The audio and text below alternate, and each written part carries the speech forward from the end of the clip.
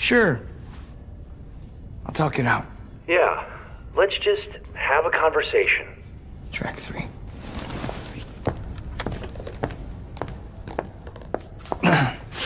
Better not be fucking Dave Matthews Band. Okay. Those of you who don't want to be a part of this can leave now. Derek, please listen to me. But if you choose to stay, which it seems like you guys are choosing, Derek, please. you understand and agree to the following terms and conditions. Derek! 1. Derek, this is the virus. You hereby waive your right Derek, please. to your own personal bodily integrity. This is not you. 2. I'm a license. Per the state versus Neville Reed, my colleague and I will not be held criminally liable for any felony or misdemeanor that you may be a victim of, including, but not limited to, aggravated assault, aggravated battery, disorderly conduct, destruction of property, mayhem, and first-degree murder. And 3, terms and conditions may change or be updated whenever the fuck I want! Consider yourselves notified.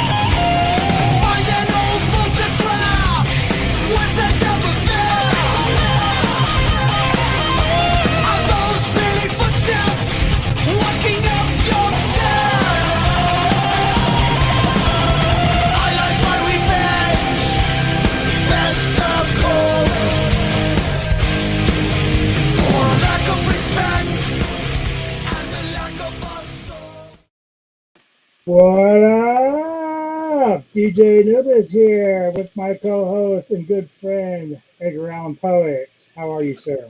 Oh, it's good to be here. It's good to be talking about football. And I can't lie. Been looking forward to it all fucking week. Yes, sir, man. Like, I've been kind of out of the loop for a little while. Got a lot of shit going on, but very happy that football's around. I think tonight is the Hall of Fame game, right? I believe it is. So, yeah, I have to find a way to mute that while I'm watching or something. I think it's the Jets, too, isn't it? Jets and somebody? Oh, let me check. I do think it's the Jets. I want to say it's against an NFC team, but I can't quite remember. I will say this in regards to football. You know you miss it real bad when at the end of the day you're sitting there thinking about, oh man, preseason games. That sounds fantastic. Yeah, I just that's how much out of the loop I was in. I was like, I can't believe it's already here. Like we were just doing the draft. Cleveland, Jets versus Cleveland. Cleveland always gets stuck with the whole thing. Well, they have a lot of Hall of Famers because they used to be good. Right. Well, we're going to talk about the Broncos, of course. We're going to talk about the Steelers. How'd you like my little intro there, throwing in some Steeler love? It was gorgeous. That clean, beautiful legal hit against the Dolphins. Showed my boy Fields some love too. Yeah. Appreciated Oh, that. yeah. Great pass, great rollout, a little bit of Elway-esque there, a little bit. Great catch too. There's a lot of Granted, all the Bronco highlights were just minimal, but I got some in there. Bronco offensive highlights. Your defense had a lot of highlights. Yeah, Patrick Surtain exists. They were What a quite stud. good last year. We also going to talk some other NFL news. I have 10 burning questions for the Poet Man. And I have no idea what they are, folks. Now, He's really. I'm going to blindside his ass, but he's going to always have great information and observations about it. So I'm really excited to hear his replies to those. Yep. I'm also going to ask him what top 5 players, or I don't want to say top 5, the 5 players I've selected will have like the comeback of the year. Now you could have a big list, but I chose 5 names, and I want him to go through and see which one of those 5 will probably have the best year in the coming year. And then, of course, fantasy football, which I'll pretty much turn over to Poe because it's more his thing than mine, but I do play here and there. But Yeah. fantasy football, a little bit who's expected to have a really great year. For me, it's kind of like the usual suspects. I know that Jalen Hurts is in there. Mahomes will probably be in there, but of course, we'll get it later. So first things first, you and I were talking a little bit off of camera about the Broncos and Sean Payton, who earlier this week made some comments about not only the GM but Russell and the former coach Hackett. And the Jets. Who now is the Jets, and that caused like a shitstorm. Probably would have went under the rug, but they have the mouth for the South over there, fucking Aaron Rodgers, who stick up for Hackett, and he had a lot of negative things to say about Payton. And really, for the most part, Payton really isn't coming out looking good in this. So it's really kind of a ticky-tack, petty, cheap shot on his part. Yeah, I'm going to defend some of it, and I'm going to give my. I'm going to defend some of it. I'm going to. Condemn is probably too strong of a word, but I will tell you this. Sean Payton is an interesting guy, and you will not be bored with him as your head coach. So. Yeah, the way I looked at it was, and really it's kind of a question, was it a low brow hit? Was it stating the truth? Or was he there trying to motivate his players, which is what he claimed. I'm not really sure if that's going to motivate a whole lot of people. They're going to be like, well, okay, who gives a fuck about Hackett? Let's just concentrate on what we're doing. And so it didn't come out. I think in the end, it didn't come out as well as it should. I think Payton should have just left Hackett out of his mouth as Aaron said it.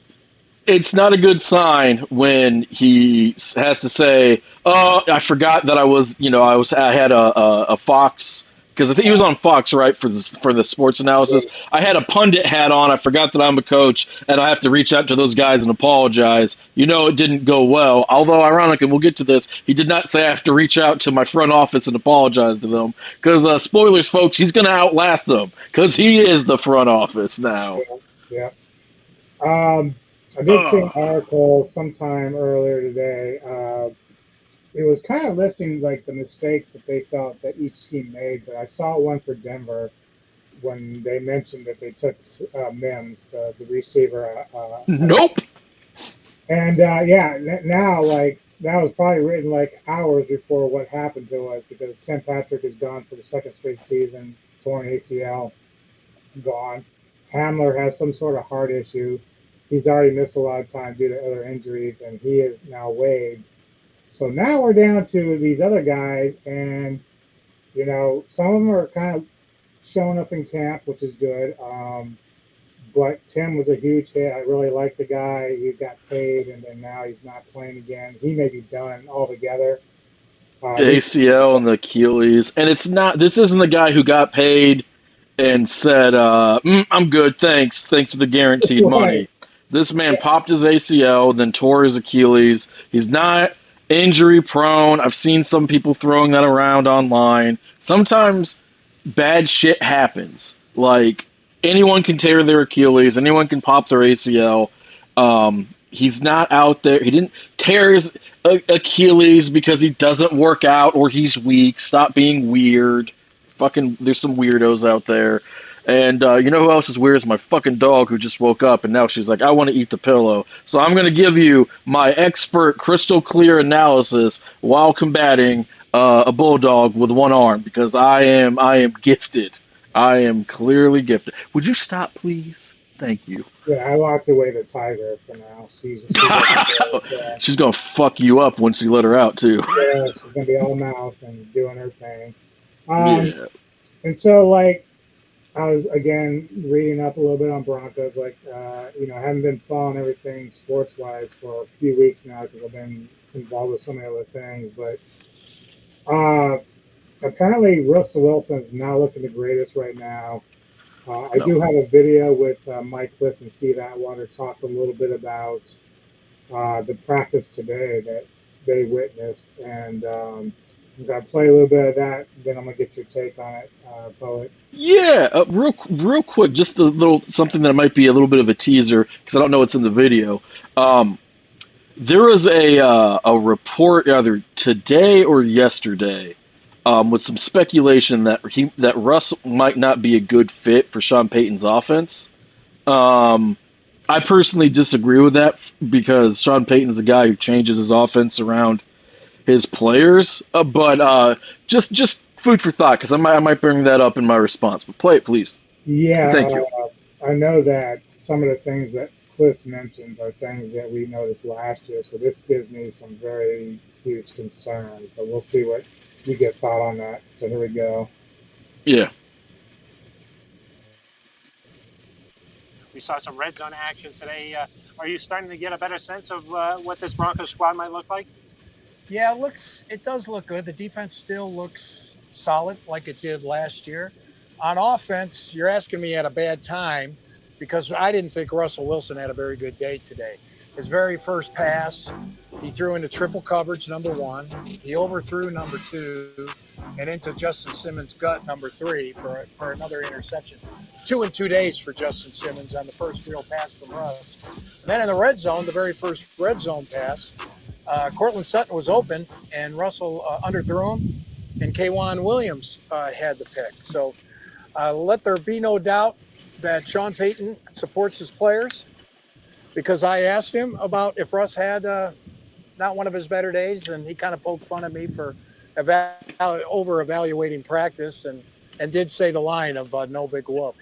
But, Mike, you've been to many of training camps over the years. And normally at the beginning of training camp, defenses are kind of ahead of the game, so to speak, over offenses. And I think at some point, probably midway through camp, that starts to switch and offense starts to get in their groove. Do you think that'll happen with this team, or do you think, hey, what we saw today is what it'll be? I do. Before football, I covered baseball, and it was always the pitchers are ahead of the hitters. And by the end of spring training, the scores get up in the double digits. And I do think with Sean Payton, first of all, he is an offensive genius, and that's why a big reason why the Broncos hired him. But it's still a new offense, and you're not going to be as good on August 2nd. You better not be as good on August 2nd as you're going to be on September 10th when they open up against the Raiders. So, yeah, they're going to be much better, I would think. And even in training camp, Peyton Manning used to say this, the time to try to throw it into small windows is in training camp. You don't know how far you can go until you go too far. So that's about all I'm going to play of that. Yeah. That's good. Good clip. The good professionals there. You want me to react to it? Yeah. Yeah. So, it is not great to hear overthrow, triple coverage, and then throwing a bullet to arguably the best safety in fucking football. These are all things that Russ did a lot last year. And so just hearing that's uncomfortable, if he was coming off of a great season last year, if he was coming off of a Super Bowl win, you'd be like, yeah, it's early on. So I understand the concern. With that being said, it is a new offense. He is spending some time with the new system. It's very early on, and I don't. If he goes out there and he has a horrible season, he's really bad. Now I don't think he'd be as bad as he was last year because everything worked against him last year. And I wasn't a Russ apologist, but the offensive line injuries, the wide receiver injuries, some of the stuff with Hackett, and then his own horrible play and decision making. He had one of the worst seasons we've ever seen a quarterback have who was any good and not ancient or a rookie. But if he has a season like that, I still wouldn't go back and look at this and be like, oh man, I feel like this was like an omen, for that. And if he goes out and he has like a great season or a good season, above average, mid, whatever other type of season, then obviously this doesn't really, it's not indicative of what would have hypothetically have happened afterwards. So even though I am somebody who, I'm a track record guy, and Russ still has a good track record, Sean Payton, I do think, is one of the 10 greatest offensive minds in NFL history. I think that his ability to go from run happy to pass happy to balanced, to have different looks in all of those variations of his offense, is Andy Reid-esque. So I do have confidence that it will get better. With that being said, though, Russ probably does need to improve pretty quickly, because at the end of the day,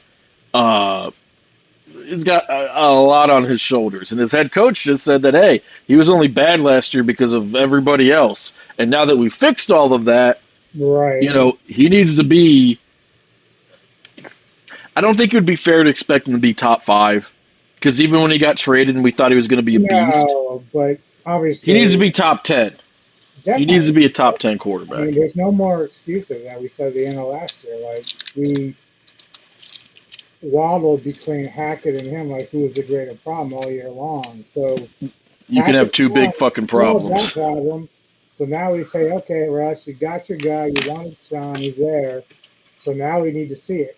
And the only thing that kind of concerns me outside of some of the play is, Payton comes in and he's like, whoopee-doo, not a big deal, it's practice. But the thing is, we heard this from Hackett and everybody last year, it'll be okay, we'll get it. And we just kept struggling the entire year. It did, and the worst part about it was that, the play calls coming in late and a lot of that stuff was not on Russ. Now, him reacting to it hyper poorly time after time, you can be put in a position to fail, or to not succeed. Well, you could think of it that way. If it fails too much, you've been put in a position where it's an uphill battle. But Russ made a lot of horrible choices last year. He opted to stop scrambling for a chunk of the season. Then he did, and it wasn't any good. Then he held onto the ball too long. Then he forced it. He did a lot of things that he snapped the ball. He has the ball. Hackett is no longer an issue.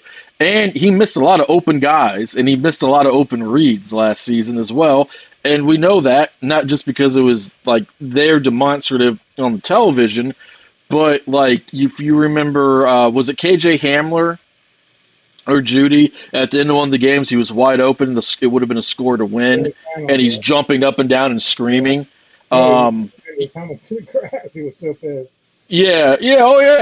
Or there are other bad moments, and I don't want to pile on Russ, because I will say this: last year we saw all the diva stuff, all the commercials. Sean Payton took him to task as a pundit, and then ended him having his own special coaches and his own little office and all that stuff. He was being a diva, and when I say that, I don't count demanding a trade. That's just business. Demanding a trade can be a diva move. Sometimes it's not. I didn't think it was a diva move when Seattle was like, well, we're not going to pay you, and we want you to play out your contract and he's like, well, I want a new contract, fuck you, pay me. That's business. He should be able to have a reset button. He was not that guy last year. He was not a good leader last year. I know we could argue that. It's pretty obvious. I don't like to take time in arguing things that are so very clear. But he should get a chance to hit a reset button. And if I look at him, I brought up like, well, you can't expect him to be elite. Broncos are going to try to run the ball, so he's going to be back more in that successful time when it was less about let Russ cook and more about run the ball, let him make plays with his legs, let him hit some big plays here or there. He's not going to be as good unless injuries or weird stuff happens as Mahomes or Burrow or Allen. I don't think he's going to be as good as Herbert. Who knows if he'll be as good as Lawrence or Dak, but you can make quite a list of guys that he's probably not going to be, Josh Allen, obviously, as good as, that he might have been as good when he was younger. Okay, fine. But then once you get past the big 5 or 6, depending on how you look at Rodgers and stuff like that, if you're arguing, well, he's more of an efficient game manager, makes some big plays there, his raw numbers aren't as good as, but they're close somewhat to guys like Dak or passing like Hurts or whatever, then that's how you're having a good season.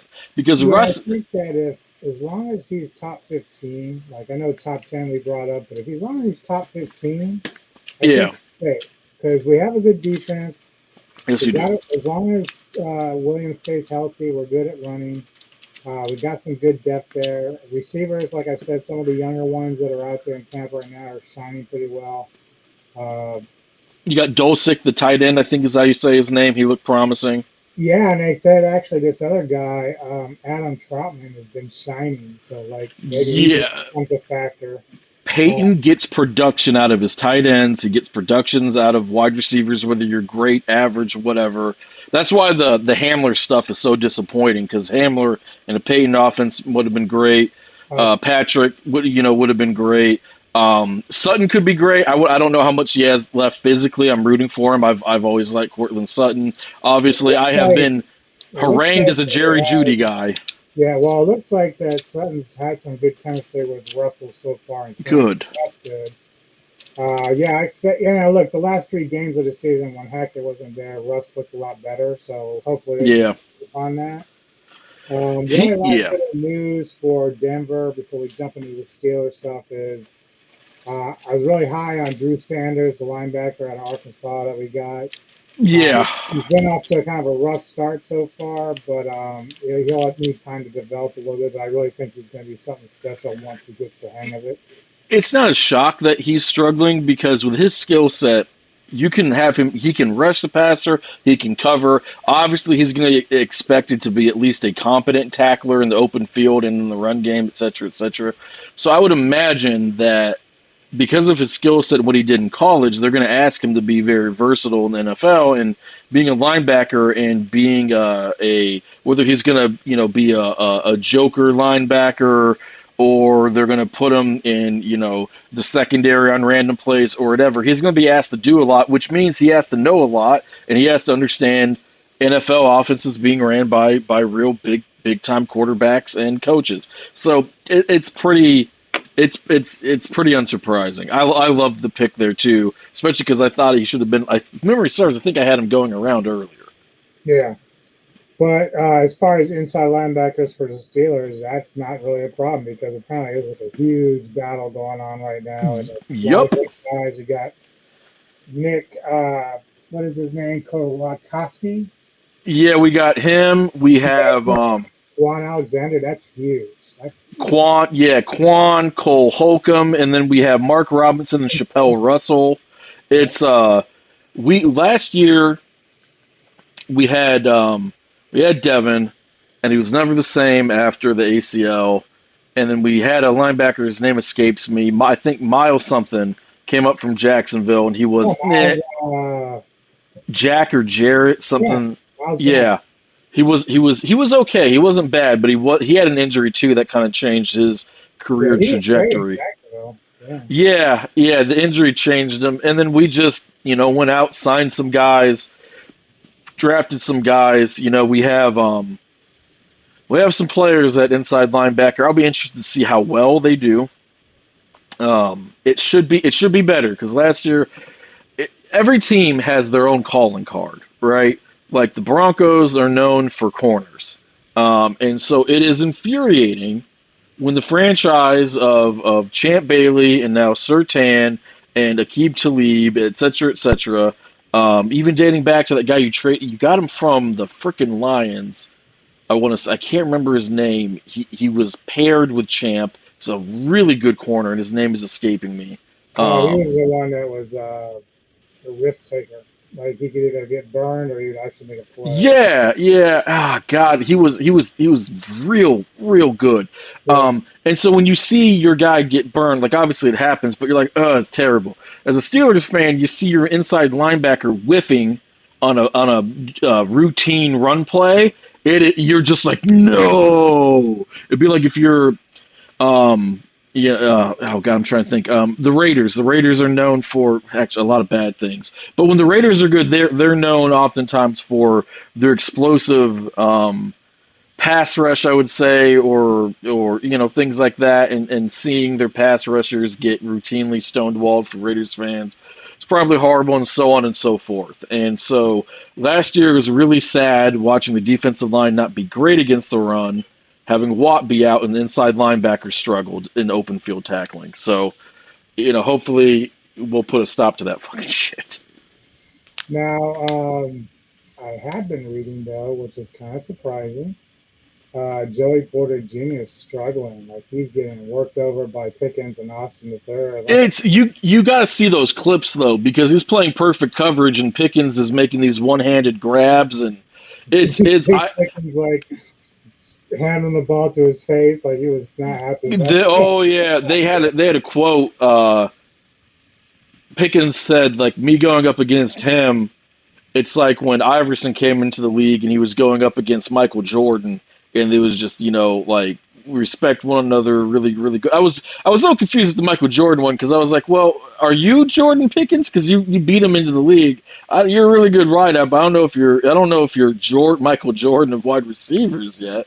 But there's a lot of amazing plays that Pickens has done. Like he had a couple jaw-dropping catches last year, that dominated the sports shows and whatnot. There was one where it was perfect coverage, and he just jumps back and one hands a catch, and I'm just like, okay, all right, please do that in the regular season. Please do that in the regular season.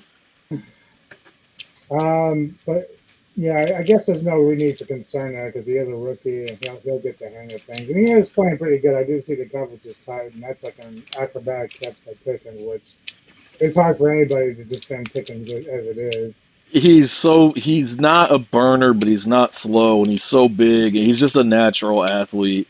I think for Pickens, what will be key is he's a really confident guy. Sometimes he can be too confident. Sometimes he does give off a little bit of that wide receiver diva vibe. Like he had a quote I didn't love, and it was like, it took them forever last year to figure out that I'm always open. And in a vacuum, if it was just that, a couple, things like that, I wouldn't be too concerned. But after Antonio Brown, after you've been burned by Brown, who probably might be still a Hall of Famer, definitely should have been a Hall of Famer, and all the craziness that's gone on with him, one of the best 4-year stretches of wideout play I've ever seen. But it just was a fucking head case. I don't know if you can blame all of it on Vontaze Burfict, although you can blame some. There's some tension there, but he's a stud. I remember you were high on him when we got him in the second round.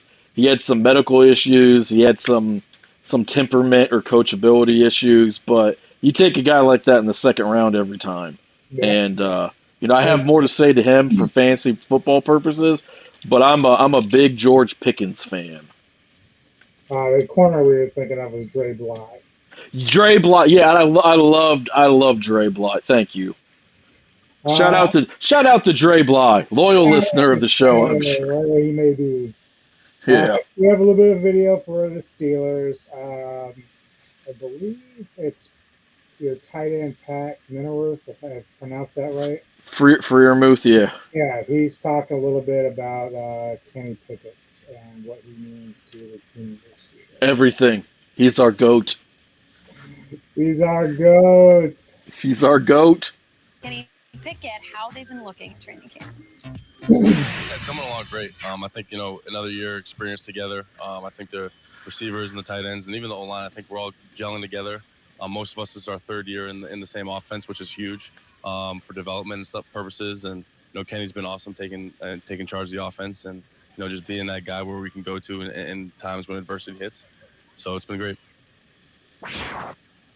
Remember this time last year, we were not sure if Kenny Pickett was the experience we were going to have with the Steelers week 1, and now it is full-blown Kenny Pickett at quarterback taking control of the offense. It sounds like Steelers are making progress at training camp together. However, it's being done in a loaded AFC, even within their division. Can the Steelers offense keep up and compete with all of the heavy hitters they have in that conference? I mean, we just saw one hell of a catch by George Pickens. You got Deontay Johnson on the other side. They just signed Allen Robinson this offseason to be the third guy. Maybe you can say he's not the player he used to be. Obviously, Najee Harris is in the backfield, Jalen Warren. Is Kenny Pickett, is he a guy? Does he have the juice to be one of the better quarterbacks in the AFC? To me, that's the question. They have some skill position. We saw Pat Freiermuth. They brought in Darnell Washington. As a rookie, they drafted him. So they have some guys around him. Now going into year 2, second year with Matt Canada, you look at Kenny Pickett last year when he got his first starts, when he first started playing versus the end of the season and he started to come along. Look how strikingly different those numbers are. He threw a ton of interceptions early on, 8 interceptions in 5 games, and he finished out the last 8 with just 1 interception. So what kind of leap is Kenny Pickett going to make in year 2? Is this where he just gets a little bit better, he takes command of the offense, you can see a little bit more confidence, or does he make a huge jump and he's mentioned as one of these top quarterbacks in the AFC, or maybe right on the cusp of it? I think that is the difference when you look at the AFC. The teams that we're talking about on a daily basis, they all have a guy that is at that quarterback position leading the team. I think the question marks, we know Kenny Pickett is good. We know he has potential, but can he make a jump in this second year and be a guy in the AFC, one of the better quarterbacks? So how about it, Poet? Can he be the guy? No, not this year. What he's going to be is I was offered 2 choices by him. Is he only going to get a little bit better, or is he going to be on the cusp or become one of the best guys in the AFC? I'm going to opt for the better answer, which is somewhere in the middle. I do not expect Kenny Pickett, a legitimate first-round pick, but he wasn't a guy like, Andrew Luck or Trevor Lawrence, who you just watch and you're like, yeah, no, he's going to be a quarterback god. Okay, not everybody can be Josh Allen physically. Is that obviously he's not Lawrence or Rodgers or whatever, but no, I'm still one of the people that's like higher on him than most people. Like Broncos, like giving me a bunch of shit because I like him so much. Well, you know what? He's going small hands. Like I don't give a fuck. He can play. Yeah. So small hand. Okay, real quick on the small hand stuff. There are enough quarterbacks in league history who have been good with small hands. Some of them have been great. Some of them are Hall of Famers. So one of them is Joe Burrow, who's the second best quarterback in football, arguably. Okay, you could argue a couple guys over him. Top 3 at worst. Yeah, I have him at 2. So the whole small hands thing is just, it's one of those things that it's immeasurable and correlation and cause. It's just fucking take a stats class, people. It hurts my soul. I like Kenny Pickett coming out of college. I know that people could have said or did say, well, it took him 5 years, because I think he redshirted a year, to get really good. And learning happens individually for each person. It's not something that happens in a vacuum. I was happy when we took him in the first round. I was happy that he was there. I didn't think he should have been there. And so this is what I think I'm going to see out of Pickett. All right. Happy for you. Huh? Oh yeah. You were stoked. You were stoked because like there was some concern that he wouldn't be taken in the first, and that would have been that would have sucked for him. Players that I like is that, especially Kenny, like, maybe he needs some work, some time, but yeah, I'd rather him go to a place like Pitt where you have a good coach, a good team, a good organization, rather than going off to, despair in Cleveland or whatever, because sometimes those places, like, even though they mean well, they're just places where players go to die. The quarterback cemeteries. Yeah. The Browns, if you look at like there used to be the guy who wore the jersey of all the quarterbacks that started for them. It was like 35 or whatever. Like, not all it is almost impossible to believe that all of those guys were truly scrubs. That some of them could have at least been decent or pretty good, right? But they went there. They had, I think he was from Kentucky, but he ended up like crying. Couch? Yes. Tim Couch, yeah. I thought he had a good chance to succeed in the NFL, but I think that really that place like ruined him. Like, it just ruined him. Yeah. And some of those guys are always going to be scrubbed. Like, they took Johnny Manziel, and I was like, okay, you're fucking dumb. They're like, Brandon Whedon. Yeah, you can see it with the mentality of Manziel. He had all the athletic ability, but just nothing up here. Yeah, and he didn't work hard. He wasn't smart. He had some. I'm not going to poke fun at his substance abuse issues, but I will say that that's a hard thing to overcome in life generally, and it's probably really hard to do it as a quarterback. Look, Kenny Pickett is going to be, I think, pretty good this year. I think he's gonna have somewhere between 22 to 26 touchdowns. I think he's going to have about 10 picks. I can't predict fumbles because fumbles it's a random stat. He's going to flirt, I think, with about 4,000 yards. Those numbers 10, 15 years ago would be way sexier then than they are now. You have an extra game. You have better, it's harder to play defense. And he has a lot around him. Freiermuth is a really good player. George Pickens is a good wide receiver. Deontay Johnson is a good wide receiver. Darnell Washington has some health issues. He could be very good. Najee Harris is a very good all-purpose back. The offensive line has been retooled. It should be better. He's in the third year of his system, even though Matt Canada makes me hurt in my chest. He's going to be, I think, pretty good. I think the real jumping off point for him, for me to know how good he's truly going to be, is next season. But that's a whole ass year away, so fuck that. I don't know if he's going to be the 15th best guy or the 20th best guy or whatever, but I feel like he's going to give us competent quarterback play. And at the end of last season, one thing they left out there wasn't just that his numbers were better.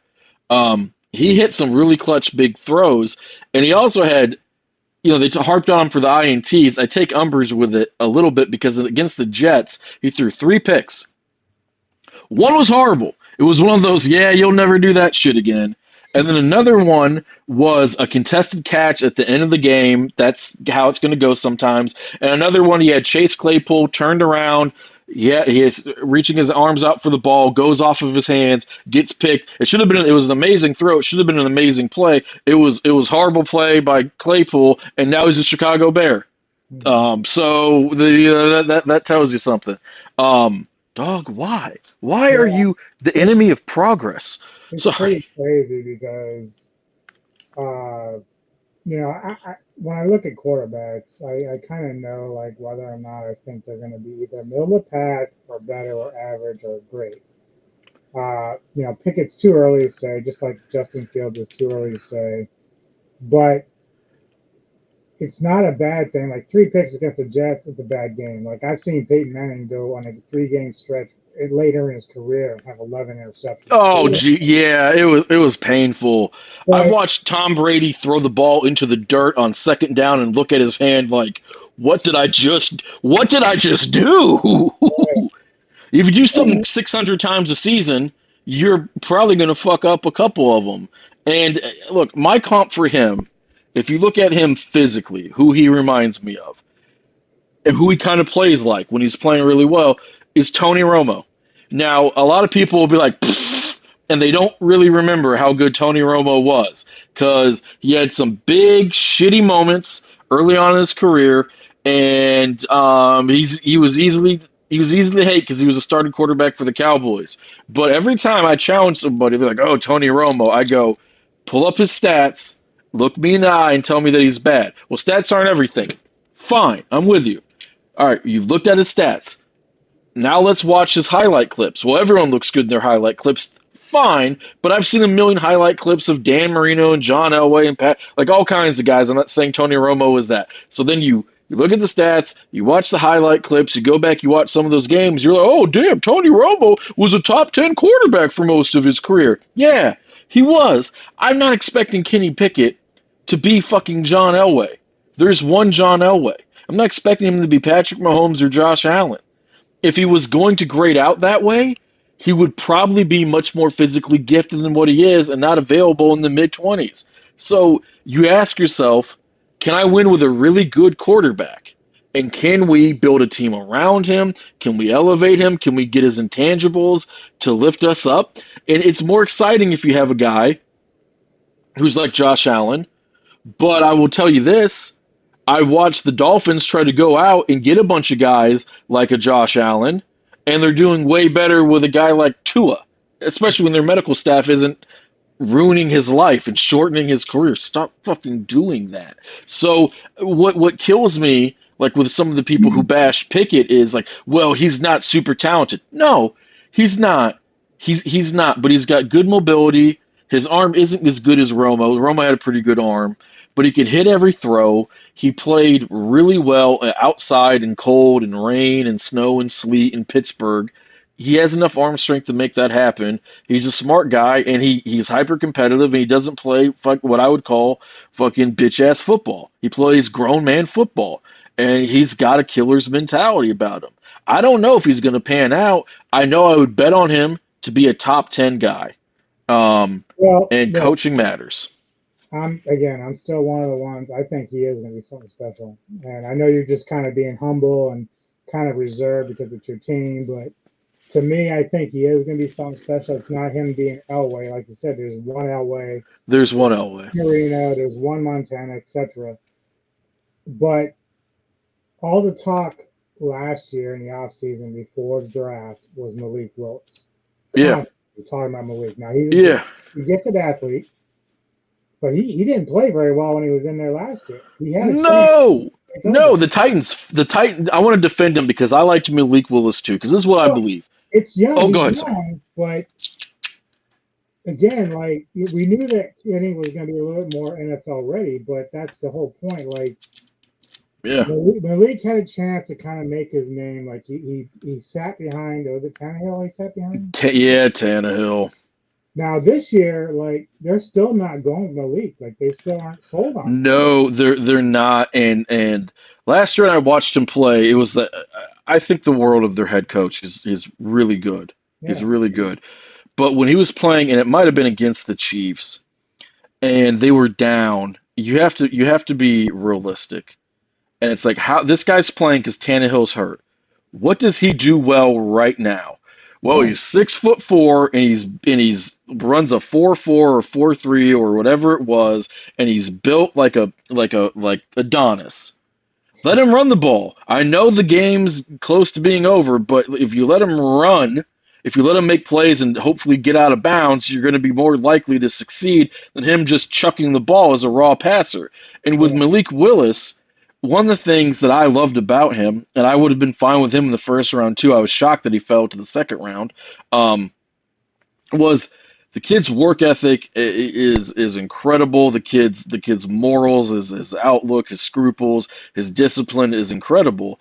And I believe that we went too far away, even though it's easier to be a good quarterback now than ever before, from developing guys. And so when I watched the deal that he got last season, I was like, oh man, they're not really managing this well. They're kind of screwing him. And then the second thing I thought was, he's not a good quarterback right now. And you look at a guy like Brock. Project, but it just goes to show you, everyone was like clamoring for Malik to go first, and I'm like, why? He's a project. Like he is a project. It wouldn't hurt a team to take him, but he wasn't the right guy for the Steelers.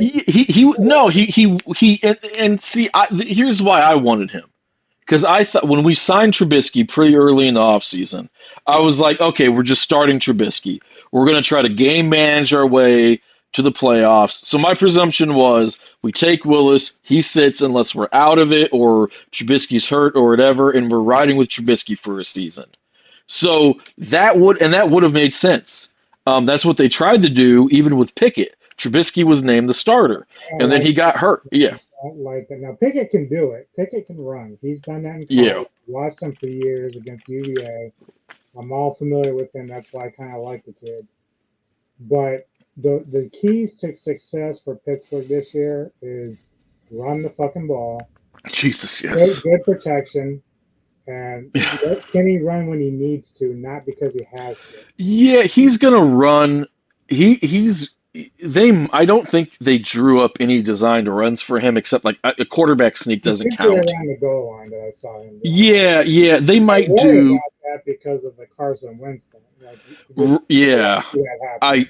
He is like, you might do some bootlegs, some naked bootlegs with him. You might do quarterback sneak. I don't think they're going to do any like Jalen Hurts designed runs for him. I also don't think Kenny Pickett can squat what Jalen can squat. So he's doing Lamar Jackson soon? No, I don't. Lamar Jackson is a very different athlete than my beloved Kenny Pickett. But Pickett, sometimes he was like, well, I'm either going to run or this linebacker is going to realign my spine for me. So I think I will take off. And, that happens all the time.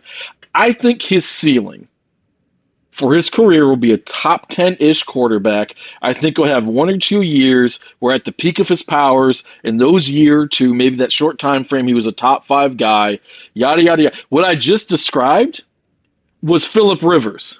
Mm-hmm. And I know, or I'll give you another guy. What I just described was Matt Ryan, or what I just described is Tony Romo, or what I just described was healthy Dante Culpepper, who was a blast to watch. Okay, so none of those. Well, maybe Rivers is going to the Hall. He'll be real close. He'll be real close. I mean, I have to owe Tony an apology. I'll do that here now on this because I did it a while back. You remember I posted a thread about QBRs and I broke down some brackets on the quarterbacks that would fall into that. That changed a lot of things about how I perceived quarterbacks. Yeah.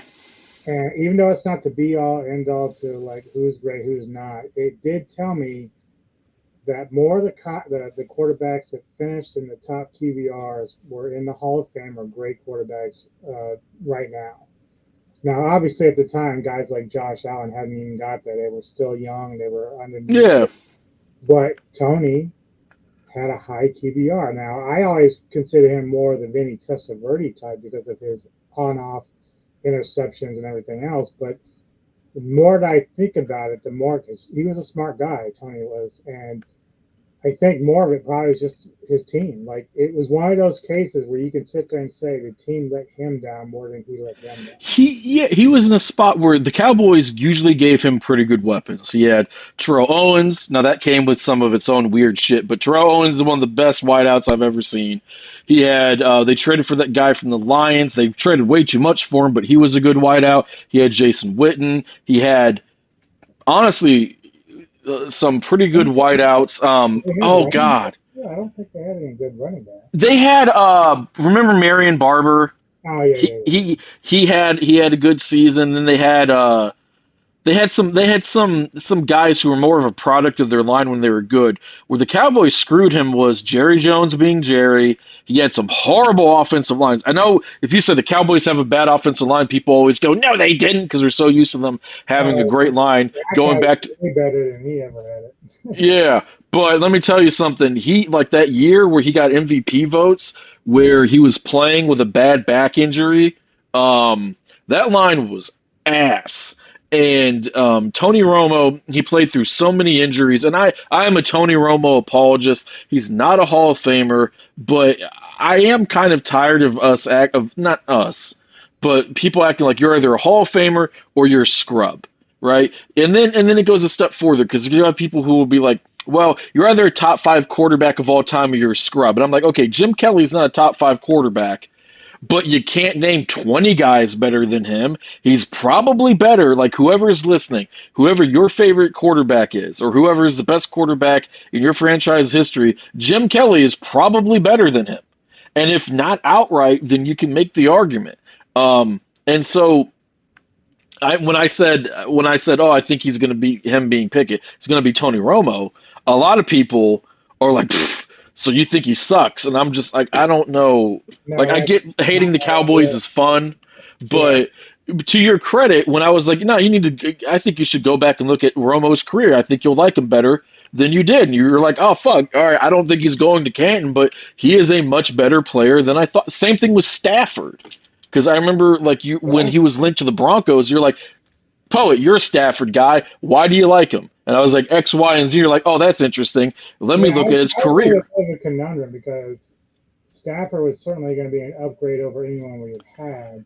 Oh, yeah. Drew Lock. I say to myself, this is the same guy that does a lot of Romo and Testaverde things where he can, like, make some great plays in a game, and then the next quarter he can bomb the fuck out. And I'm like, this is not good. Yeah. But, you know, you were right. It was a matter of a change of scenery, and they built around him. They gave him everything now. There's some talk that the Rams made a mistake by keeping him this year because they think he's too old and they don't have enough weapons there. The spine, he's got a spinal issue, and they wanted him to. Matt Stafford is a gangster, and the Thanksgiving clip with him winning with the separated shoulder and all the injuries that he got through. I will tell you, there are some Hall of Fame quarterbacks. They were talking about, like, where you go matters, who would have flamed out in Detroit. I'm not saying those guys aren't better than Stafford, but his physical, I mean, he came out of college. People forget he's 6'4", he was 230 pounds. Like, he's a fucking beast of a man, right? He could run, one of the best arms I've ever seen. His physical toughness allowed him to survive in Detroit where a lot of guys would not have. And as a result of that, he took all the money Detroit gave him, and then he went to the Rams, and they gave him his extension because you get paid when you win a Super Bowl. And they're like, would you take a little bit less? And he was like, no, fuck you, no. I'm Matt Stafford. I left a leg back in Detroit. I'm not giving you less money. And, yeah, I think – he brought them a Super Bowl. I mean, now it's – yeah, it doesn't matter. He won you a Super Bowl his first year there. He has one of the greatest. That man he beat the Cardinals, a division rival in the playoffs. He waxed them. He beat the brakes off those boys. Then he beat the Niners, who were the Rams' boogeymen. Then he beat Tom Brady on the road, the defending Super Bowl champs. Then he had one of the greatest game-winning drives in NFL history. It was such a good game-winning drive. He did it 3 times the way the Bengals kept fucking cheating and fouling. The hell, the refs helped him out and threw out a fucking touchdown. Bengals, I mean, you have to just give credit where credit's due there. Like, they got it done. And yeah, he said, me and Cooper Kupp are going to whoop your ass. And Eli Apple was like, yes, sir. Yes, sir. You can know that, please. Yeah, you're going to whip my ass. And the thing. Before we get into the other NFL stuff, I do have two questions for you, but I did want to say about the Steelers. Again, going back to the running game, Harris is going to be a big part of that. But I've been watching a little bit, and this guy named Anthony McFarland has looked really good as well. Very fast. So I think he's going to be a nice spell to Harris. What are your thoughts on the running game, and can they stay healthy enough to help out, keep the pressure off Kenny going forward? I don't want to turn this into a bash Matt Canada thing, so I'm going to give you a 2-part answer. Here's the first one. I'm just going to answer the Matt Canada thing, or give you the Matt Canada thing real quick. He is not good at calling run plays, and it's very predictable. And last season, Najee did not get to run the ball enough. He didn't get to touch the ball enough in certain obvious circumstances. So I'm going to presume, for the sake of this argument, that some of the play calling gets better and also some of the blocking gets better. Najee Harris is a good runner. He's not a great runner. He's a good runner. He's a good pass catcher. He's not a great pass catcher. He's a good blocker. He's not a great blocker. You could argue he's a great blocker. Being pretty good or really good at all of those things gives him the potential to be a great all-around back. The Steelers have... There's 2 or 3 names that I hear all the time with the Steelers in terms of running backs other than Harris, right? It seems like every year we have somebody that we really like. When Harris got dinged up, we had some runners who stepped up and looked really promising. So I do believe that regardless of what the stats come out to bear, that we have the stable to get it done, and we should get it done. And I do expect us to have a solid rushing attack, especially when you factor in that We play against the Ravens, who are good against the run. The Browns, I don't know how good their defense will be, but they're usually at least a pretty good defensive team. And the Bengals defense, I think they're usually pretty good, especially when they build a lead. So, yeah, I am cautiously optimistic. All of that being laid out there. Yeah. Not the ringing endorsement I wanted to give, but I think it's the fair one. Yeah, you're being realistic, and you have to kind of go with your teams. You have to kind of look at it from an unbiased perspective as much as you can. Like, yeah, I am okay. I am okay with us running the ball a little too much, as long as it protects Picket and lets us set up the play action, yada yada yada. For us, like for Denver, it's more like, can we just stay healthy enough? Because, like, Yeah, jeez. I wanted you all to sign Dalvin Cook.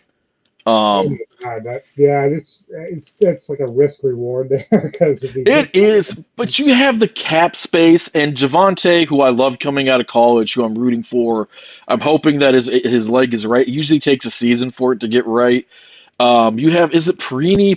You have there's a backup there that a lot of people love, and so I think you have the stable too. But I think that when you have rollover cap money, and I think that when you're trying to mitigate against disaster, like Hamler might be back, but he doesn't play a lot anyway.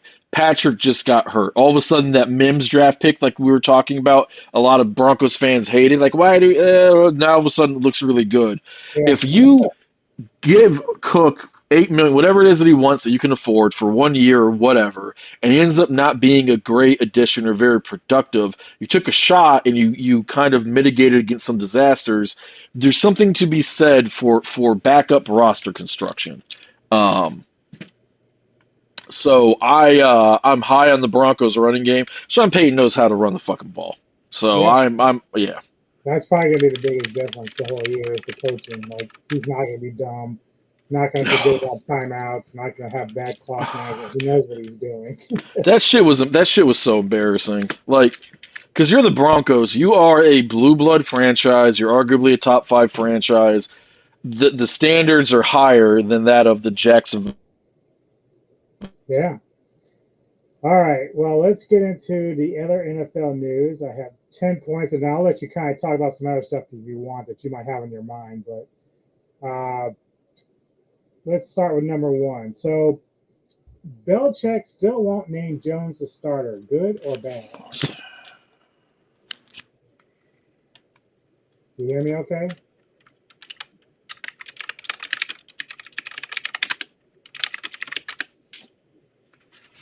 I guess I lost his audio there for a minute.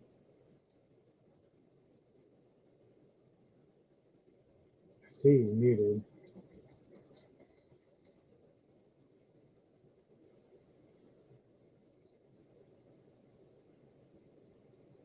So can you hear me? All right, well, I'll just remove him for the time being. Looks like he's doing that. Hey, can you hear me? I can hear you now. Can you hear me? Can you hear me? What it is? Bluetooth, maybe?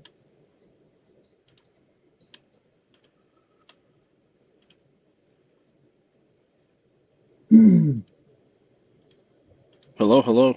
I hear you. I can hear you.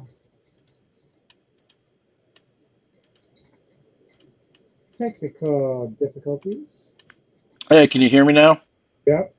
Okay, I can hear you. Sorry about that, folks. I got a new pair of headset a couple days ago. I'm still working out the kinks. For whatever reason, sometimes it disconnects and I have to go back into the system and line up everything back up. I think it has something to do with my laptop's a little bit older and the Wi-Fi connection is not the hottest. So if you heard me cursing under my breath, I apologize for that. But what you just saw there, that problem solving that I just demonstrated, we did not do that with our offense with Matt Canada. We did the exact opposite of that shit. if I was Matt Canada, I would have taken this headset and shoved up my ass and been like, "Let me fart. Can you hear me? Can you hear me?" So with that being said, I'm clearly a better offensive coordinator than Matt Canada, and you're welcome. I would be doing the John Travolta where he's just like, Yeah, and I'm sitting there. I'm like, I don't even know if he can see me, and I'm just like, God damn it, let me just fix this. I could hear you and see you. So anyway, into the NFL news. First question I had for you was, Belechek still won't name Jones the starter. Good or bad? Horrible. Absolutely fucking horrible. Let's take this to its logical conclusion. Mac Jones is not a good quarterback. He can be an above-average quarterback at best. Bailey Zappi is not a good quarterback. He can be an above-average quarterback at best. So you might think, well, doesn't that mean you should let them fight? No, it doesn't, because like when you pull one guy like you did last year against the Bears and put another guy in, pull them out and put him back in and all that stuff, we already know that you don't have true faith in your quarterback. You probably hate him because you made Matt Patricia his offensive coordinator. So you might as well name your guy the starter, give him a chance to build up his confidence, give him a chance to ascend back to being pretty decent like he was his rookie year and all of that stuff, and give your team some continuity. Because at the end of the day, a camp battle with two guys who are exactly the same doesn't do anything for your team. And on top of that, I am not a guy who believes in I'm not a guy who disbelieves the sunken cost fallacy, right? So just because like you spend a bunch of picks on a guy or resources on a guy doesn't mean that you should never let him go. Otherwise, you just keep putting more and more into him in terms of resources, and you're just prolonging the mistake. But in fairness to Mac Jones, the guy that, and Bill Belichick is basically their GM, that you drafted in the first round all but 2-3 years ago now, you might as well give him a chance to do well, especially since you decided that you're going to give him the Tom Brady treatment, which is like, fuck you, you don't need wide receivers. You get tight ends and Devontae Parker. That is what you get to throw to. They lowballed DeAndre Hopkins for some reason, which made no sense. Hopkins was pretty good last year, even though he got hurt. And you don't know if he's going to be exactly who he used to be, but you know that he doesn't suck, and you know you didn't get anyone good in the draft at wide receiver. We know that Belechek will not overpay. We know that. That's right. Nick Wright said that Bill Belichick got used to paying 80 cents on the dollars for all of these players, and now that the Patriots aren't great and he has to pay 120 cents on the dollar, he just won't come to grips with that reality. And at the end of the day, Mac Jones, even though I've never believed in him and I think he's a backup journeyman type guy, they're not doing right by him. And so they're screwing it up. And quite frankly, I think this is Belichick's last year in New England. Yeah, I kind of saw like a few years ago, and I don't quite remember the player's name. I want to say there's a linebacker from Baltimore. They got Adonis. Does that sound right? Yeah, I think I know what you're talking about. They didn't overpay. They did get him, but they were like, he wanted a new contract or something. And Belichick was like, not happening. And eventually, he was only there like a year or two, and then he was gone. But yeah, he was their because he freelanced, and he was a physical freak, and he was really good for them their first year. That was the year they got Boston Welker, I think, and they had the perfect season up until the Super Bowl. Yeah. So then they let him go because his play started to drop off, and he wanted a new contract. Like they only the list of guys who've gotten multiple contracts from the Patriots who aren't like Gostkowski or nice role players who fit in well, like big contracts. It's Vince Wilfork, Tom Brady, Gronk, and a handful of like those are like Hall of Famers, and they let Hall of Famers go. Vrabel is arguably a Hall of Famer. Richard Seymour. I think he got a second contract, and then they got rid of him. Chandler Jones, who has over 100 sacks, who's probably a Hall of Famer. The steroids thing might keep him out, and he's gotten a lot of his production in like 3 or 4 big years, so maybe that hurts him. But he's going to have a legitimate case. They're like, no, fuck you. Now the last one, to be fair to Belichick, that guy got really high on synthetic weed apparently before the Super Bowl, and Bill was real mad at him. So, the Eagles Super Bowl, I want to say. And so, but the point is that Belichick does not give out the big dollars, and he's just he's just a grumpy old man. He's still a great defensive coach. He's still great and strategic, but No, I he think you're can't. right because I think it's going to come down to can he? Because right now he thinks that his success is all him. Like so, everything that he's done to this point, now we're kind of seeing him being more human than immortal. But if he doesn't last this year, like if they can't get back to the playoffs this year, I think you're right. I don't think he's going to be there any longer. I think his time's up. Kraft isn't going to let him just stay a Patriot to break Shula's record. Yeah. And I know that record means something to him. It should mean, I mean, it'd mean the world to me if I was an NFL coach and good enough to even pursue that freaking thing. I'm not saying that Bill Belichick will be out of a job long, but I mean, he's the guy who put Matt Patricia as his offensive coordinator. He's the guy who is he. I don't know if they've ever drafted a good number one wide receiver in his entire time. And he's a fickle dude. Like he coached Cleveland and he told Bernie Kosar to fuck off, which was a bold move. Yeah. So he and sometimes it worked out for him. Like Drew Bledsoe was really good, and then he stuck with Tom even after Tom missed the playoffs after their first Super Bowl and all that yada yada yada. You know, it's history. We all know it. But now you're seeing it kind of come back the other way. And at the end of the day, Bill Belichick is, if you don't care about the cheating and all that, he's the GOAT.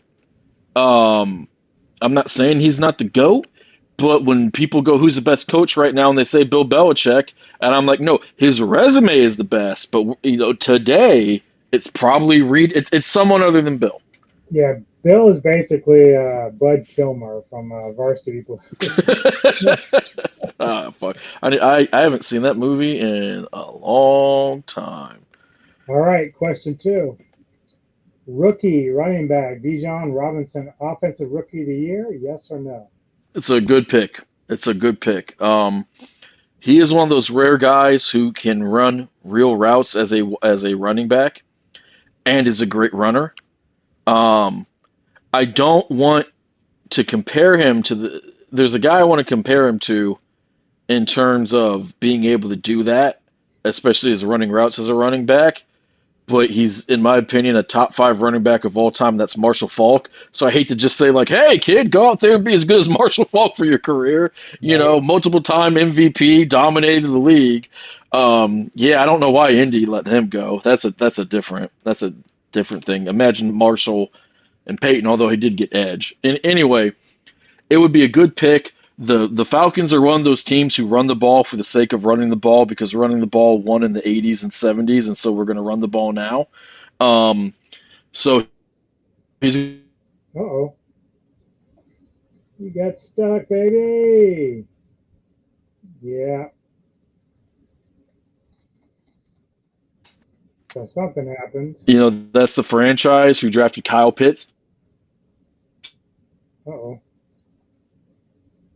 Yeah, I don't know what happened to your feed, brother. It all stopped. It's frozen. All right, well, let's. I'm going to take a break here. I'm going to go ahead and I'm going to play a video.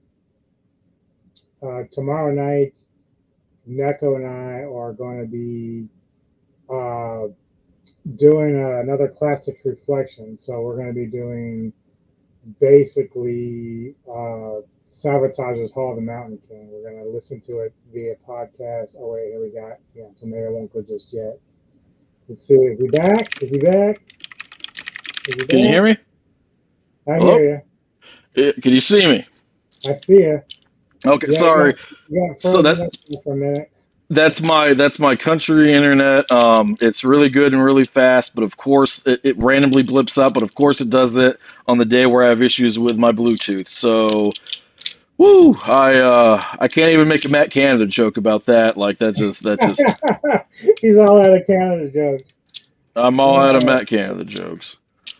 All right. Question 3. Will the Chiefs not only get back to the Super Bowl, but will they repeat as champions?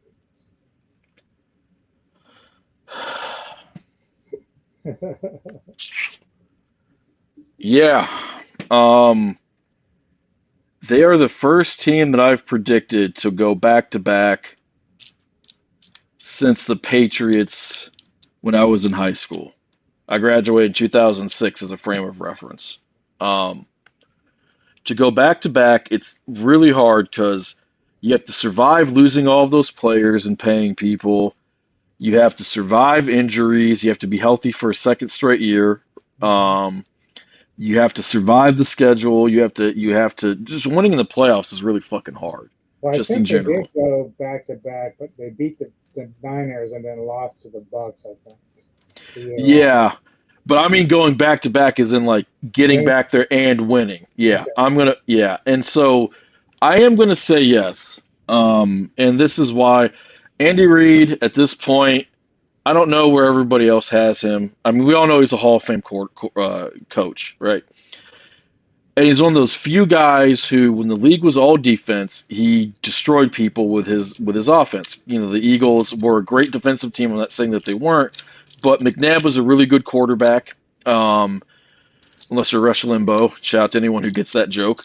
And he, you know, it was an offensive team because it was Andy Reid team. So they have the coach to do it. Mahomes is the best quarterback. I think he's also the best player in the league. And they have so many different young and up-and-coming weapons. Mahomes took a big step forward last season in terms of running the system and actually being cerebral, that if they're healthy, entering the playoffs healthy, they should win. And a big part of it is this. The Eagles are a hell of a team. I think they're going to take a little bit of a step backwards. I don't think Hurts will, but they had a hell of a draft, but they lost some guys. They lost some defensive players. And their defense was also, as we found out, a little overrated as well. Okay? Then you look at the rest of the NFC, I don't really see anybody there who I'm like, yeah, no, they're a hell of a team to win the Super Bowl outside of Philly. Now things can change. I understand Philly came out of nowhere last year, right? But you look at the AFC, the Bills are floundering. They don't even know if Stephon Diggs likes Josh Allen anymore. Their head coach doesn't know what's going on. Like when he goes from I'm concerned to it's not a big deal. You know, everyone's made that joke a million times by now, but it's true. The Bengals have poured resource after resource into that offensive line, but they can't seem to get it right. And Burrow's not injury prone, but it's starting to get a little concerning for him. And some of it's bad luck, like the appendectomy, and I understand all of that. But you look at the Ravens, who could be really good, but there's a lot of questions about what that offense is going to be, and I think they're going to miss Greg Roman more than those fans will ever want to fucking admit. And then you look at the Dolphins, who could be really good, except I still wouldn't take them against the Chiefs. I don't know if Tua's going to make it through a whole playoff run. Right. So the Chiefs are in that rare position where their foundation is so strong. They haven't lost anybody. Now, this is presupposing that they get Chris Jones back.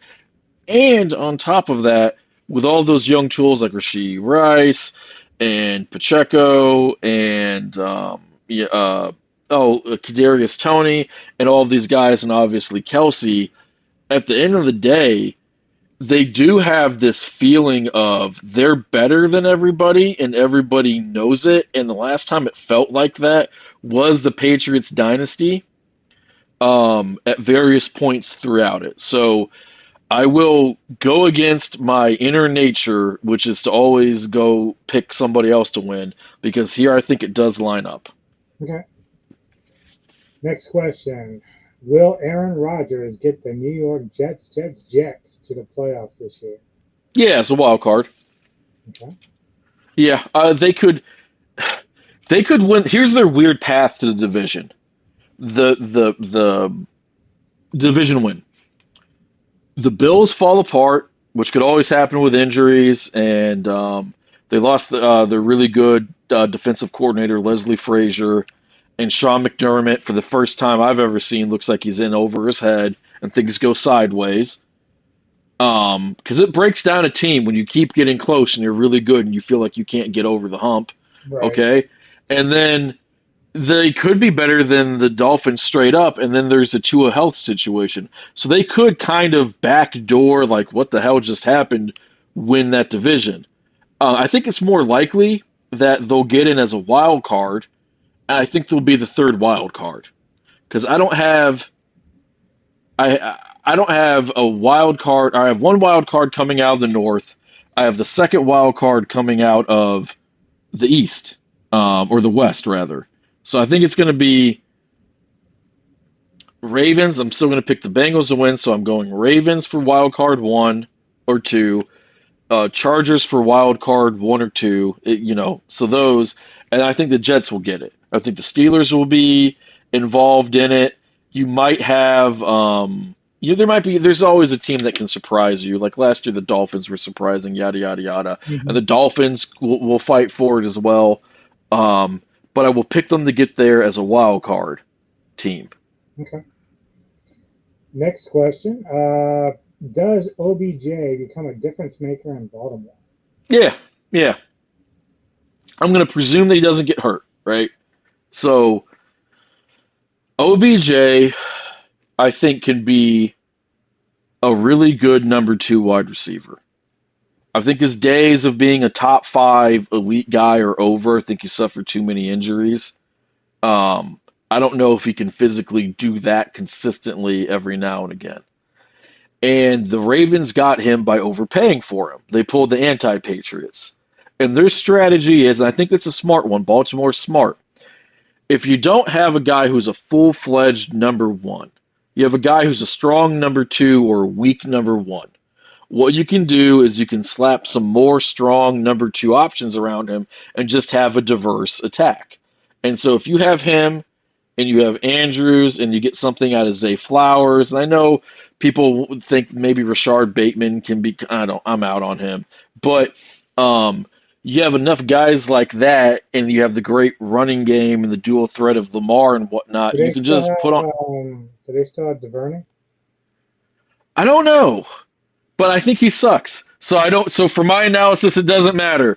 I'm not trying to be rude. Here's my other question for you, though, because even though I don't know how OBJ is going to do, like the fact that he didn't do what I thought he might in Cleveland, which I would consider a better passer in Mayfield.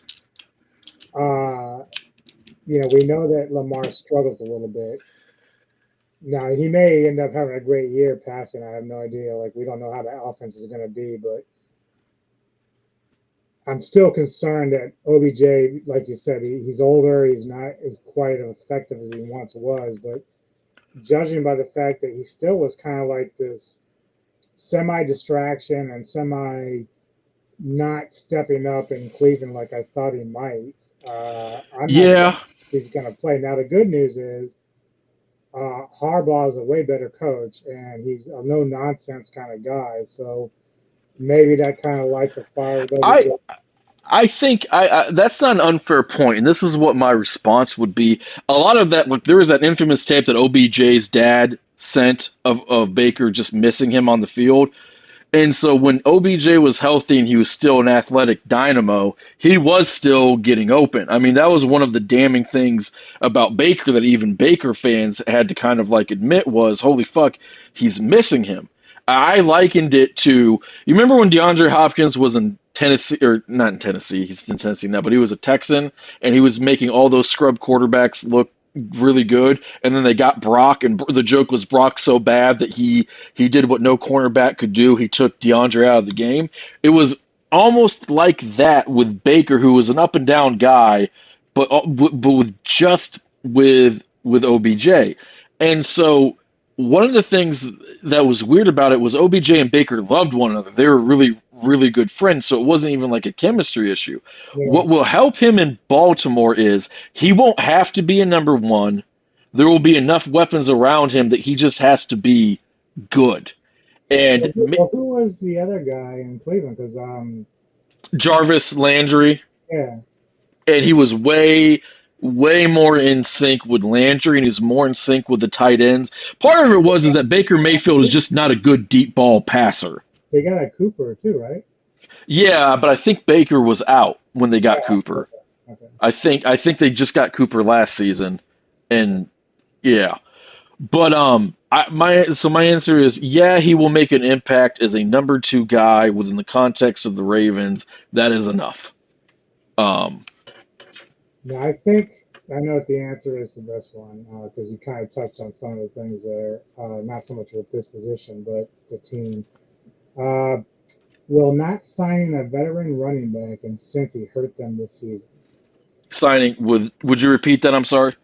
Signing a veteran running back, will it hurt them this season? The hurt who? The Bengals. No. I don't think so.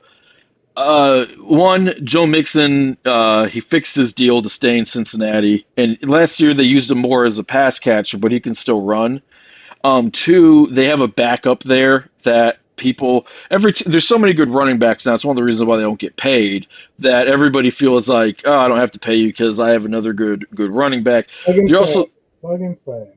Yeah, and they're such a good passing team that even though that line, I don't know how good it'll be this year, even though it's been up and down, mostly down, that they should be able to manufacture some rush yards. I think with Cincinnati, what's going to be key to their running game, honestly, is, and I'm a Joe Burrow guy begrudgingly, but sometimes his eyes get too big and he's too aggressive. So in those moments where is he going to mature and not be as aggressive? Is he going to go to the check down? Yada, yada, yada. Are they going to find enough touches for the running game to get going? And it's hard to when you have Jamar Chase and T. Higgins and Boyd's your third, and there's always a tight end that they love. And Joe Burrow's one of the best deep passing quarterbacks in the league, and all the things that make that team so horrifying to play against. So glad they're in my division. They should be okay. And I think the other thing is, and here's kind of like my snarky answer. I think Cook's going to be a free agent for a while, so if they need him, they'll just go get him. That's a good point. Fuck, Kareem Hunt's still out there too, by the way. Oh, so the Cleveland didn't keep him? No, he's tired. Yeah, they let him walk, and he's tired of being second fiddle to Chubb. So there's some running backs out there that they can still go get. Now, personally, with this next question, I think the player in question is worth it, and even if the team struggles this year, I think the price of admission was worth it now. The question is, safety one Thornhill, my boy from UVA, signed with the Browns this offseason. Was he worth the $12 million, or did Cleveland overpay? For Saquon? No, just for Juan Thornhill, the safety out of KC. Shit. So that's brutal because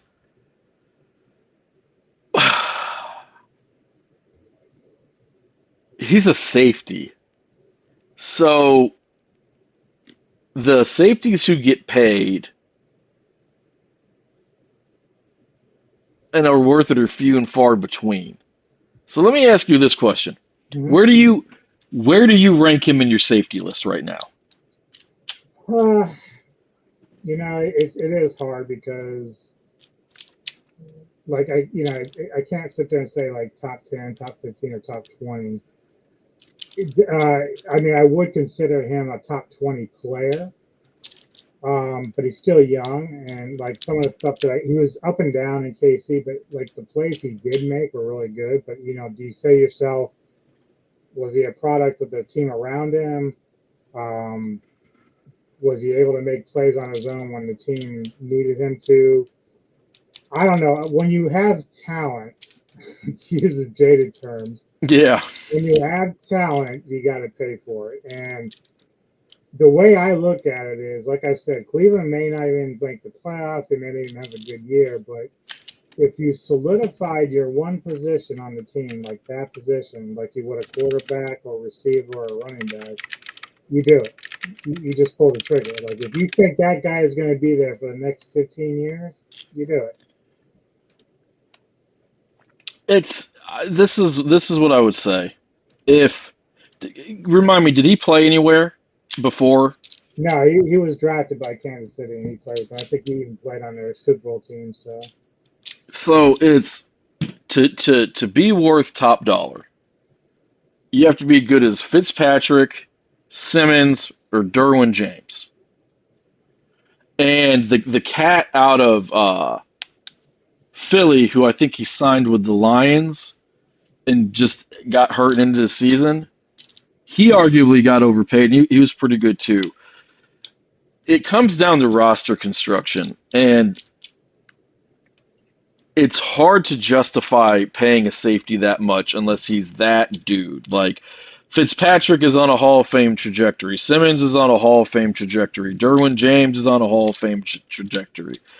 So if you're going to spend money on that position, what you're signaling is he's either that guy, or you think that's the hidden piece, or you just have so much cap space and you're just so talent starved that you need it. And I don't know if that's really the issue for that team, for Cleveland, for whomever, honestly.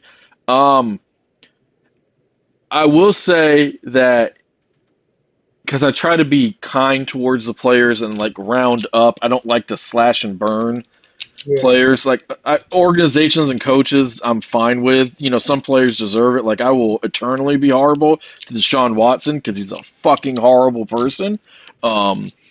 With that being said, no, I don't think it's worth it. Because at the end of the day, I don't know. I mean, like, their whole signing him doesn't change this. Deshaun Watson's either going to get them there or not. That's true. But that's the only thing I can think of is, like, they said to themselves, because last year, like, the Browns are such a conundrum with the team. So they flirt with success. Even with Mayfield, they flirted with success. They were having day one. Defense looks good at times. Offense looks good at times with Chubb and everything. And then, like, they just don't win. Like, something happens and they just don't win. And so, you watched last year, the Jets go into Cleveland and they fucking steal the game. And you have to say, how the fuck does that happen? Well, the only thing that comes to my mind is they said to themselves, okay, we got Myles Garrett, we got a good defensive line, got some decent linebackers. How about we just go and find a fucking safety to try to cover the secondary? Like, that's the only thing I can think of. Yeah, it sucks though, because last year their corners had down, like, one corner got hurt. Ward had a down year. I think he'll bounce back because he's been really good. Yeah. So as opposed to going out and getting another corner in case one of those guys gets hurt or doesn't come back, they get a safety, and he's not a mistake eraser. Like, the best safety season I ever saw, in my opinion, was Bob Sanders' MVP or Defensive Player of the Year award. Okay. And he was amazing in coverage. He was great against the run. When he got beat, he had great recovery speed, and he would just hit the shit out of you, make you drop the ball, even though he was he was the Steve Smith Sr. of safeties, right? And I just watched him, especially because that Indy defense sucked. It was him, Freeney, Robert Mathis, and Hope. Like, that was the defense. And he carried them so much. The best safety I've seen in my lifetime is Troy Polamalu over Ed Reed. I know everyone likes to say Ed Reed. He wasn't better than Troy. Troy was the better safety. Troy. Here's a question for you as a Steeler fan, though. Troy or Rod Woodson? Oh, well, Woodson became a great safety after being an amazing corner. So if I get all Rod Woodson, where he's arguably the GOAT corner, and get 5 years of great safety play versus just the safety, I'll take it because of positional value. But if it's safety versus safety, it's Troy. Because Troy, there is this myth towards the end of his career, he didn't really do as much coverage stuff. But there is this myth that he was bad in coverage. And he was amazing in coverage. And the gap, this is going to trigger a lot of Baltimore fans, but I don't care because I'm right. And you can fucking deal with it. The gap between Troy and Ed Reed in terms of coverage, not ball hawking, but coverage, was about this much. Not huge. It matters, but not huge. But the difference between Troy and Ed Reed against the running game was this much. And there's going to be like, well, that's just not true. Ed Reed was a great form tackler. I watched Ed Reed get sodomized week in and week out by Rudy Johnson. And there's some real unflattering clips of Rudy Johnson, a running back that most of you have forgotten ever existed, just running over that man and carrying him into the end zone. So basically, Troy Polamalu, GOAT safety, greatest defensive player of all time, better than Jesus. I'm sure we can all agree, yada, yada, yada. But that's a tough question because you know I love Rod Woodson, and you're a bad man for asking that. Now if the Browns on the topic of Polamalu and Ed Reed, like, do love both players. And my style of free safety when I played in high school was free safety, and I played exactly like Ed Reed. Like, I was a free floater. Problem is, I'm exactly like Ed. Sometimes I'd be out of position and they give it up.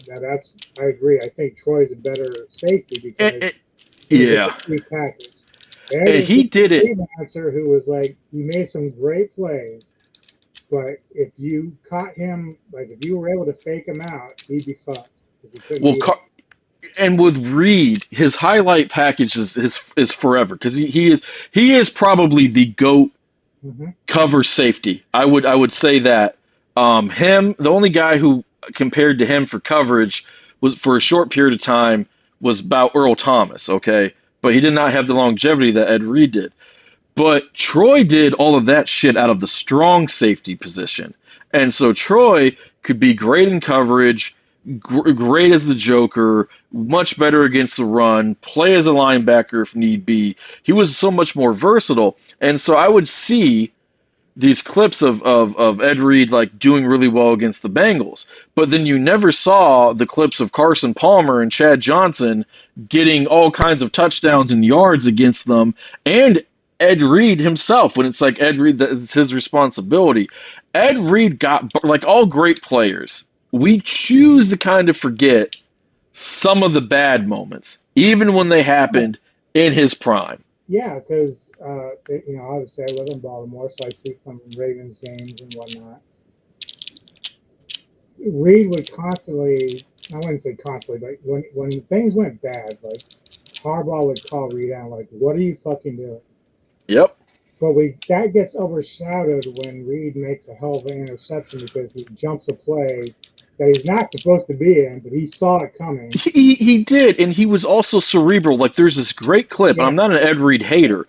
I'm not. Like, I'll give him love. On YouTube, you can find this clip. You type it in, it'll probably be something like Bill Belechek says Ed Reed made the greatest defensive play ever, and he breaks down how smart it was because he's faking out the quarterback based off of the quarterback trying to fake him out, and it's like this mental inception thing that Ed Reed does. Ed Reed was brilliant, and so he wasn't just freelancing because he's like, I'm Ed Reed, like no one could ever complete on me. He was playing 4D chess. But he played in an era where it was still a run-first league, and he had deficiencies there. He has way more interceptions than Troy, and honestly, I think he has more forced fumbles than Troy because he got to go in against smaller wideouts and try to strip the ball and whatnot. Yeah. But Troy has crazy stats. Troy was the better all-around player, and when you just watch them play, Polamalu was better. And this is the spicy part, too. Troy was asked to do more for his team. Well, Troy had the Polamalu skills. Yeah, and Polamalu, better hair, just categorically. Although Reed's beard's amazing. Question 8. Yep. Can Jordan Love succeed in Green Bay? Yeah. Absolutely he can. I don't know if he will, but let's take a big picture look at Jordan Love. And full disclosure, I'm not a Jordan Love guy, okay? But just because I didn't like someone coming out of college doesn't mean they can't be good. I thought Josh Rosen was going to be really good, as I was often reminded on the board. So when you whiff, you got to whiff big, right? I think that's in the Bible or some shit. So Jordan Love, his second to last season in college. Everyone's like, if you come out now, you might be the first pick, you might be the first or second quarterback, yada, yada, yada, yada, yada. He pulls a Jake Locker and goes back to college for one more year. Wish he didn't because he cost himself a shit ton of money, okay? Does not play well. I don't know if he played as bad as some people said he did because there was some talent issue on the team, but did not play well. Is taken in the first round anyway because he's a physical Adonis, okay? He has played a little bit of football. He has not looked great. Okay? So that's the negative. Okay, here's the positive. He is still an Adonis. He has sat and learned and studied. I have always heard that he's a hard worker. I have no reason to believe otherwise. He has had some nice moments in the NFL as well. Nobody's expecting the world of him. The Packers, who are a pretty good front office, pretty good franchise, even though they do some very silly things, like him. His coaches still like him. And that division, while I think it's going to be better this year, there's no good defenses. Detroit was horrible defensively. The Bears' defense was pretty good, but it wasn't like a Chicago Bears defense. Right. And the Vikings did not have a good defense at all. So he's got 6 games against defenses where they're like, God, I hope we just don't suck. It'd be nice to be above average. Right. And last thing for him as well, Christian Watson, I believe, is the wide receiver's name. He was a rookie last year. Looks like he's pretty good. He has a good stable of running backs. The offensive line's at least decent. And so while I will never expect him to be elite or amazing or whatnot, he could. With all of that talent, he could be that guy. And this is also the way that I always look at quarterbacks too. If this guy was a free agent, would somebody pick him up relatively quickly, and would he probably be a starter? And the answer, I think, is yes. That's tough. All right. Well, question 9. The last 2 questions are dealing with quarterbacks. Question 9. Raiders, better or worse with Jimmy G? Worse. Jimmy G is not a good quarterback. Jimmy G is a game manager. Jimmy G is a game manager who has horrendous failings, whether he safeties himself or misses wide open throws in the Super Bowl, whether he throws baffling picks. Like, his stats say he's efficient. His teammates have always loved him. But this is a guy who the Niners got. They watched him play with them for quite some time. He was always kind of a product of that system, even though he was surrounded by amazing talent. And they're like, okay, we're off of you. We want to go to Trey Lance. Trey Lance gets hurt because that guy is just snake bitten. They go back to Jimmy G, and he has availability issues. He has a history of being injured. So they might win more games this year because their schedule is weaker and whatnot. But one, I think that Derek Carr, was a pretty durable quarterback. I don't think Jimmy G is going to start more than 2/3 of the season. I will usually pick the team with a backup quarterback to lose. So that's my basis for saying fewer wins. And secondly, that team sucks.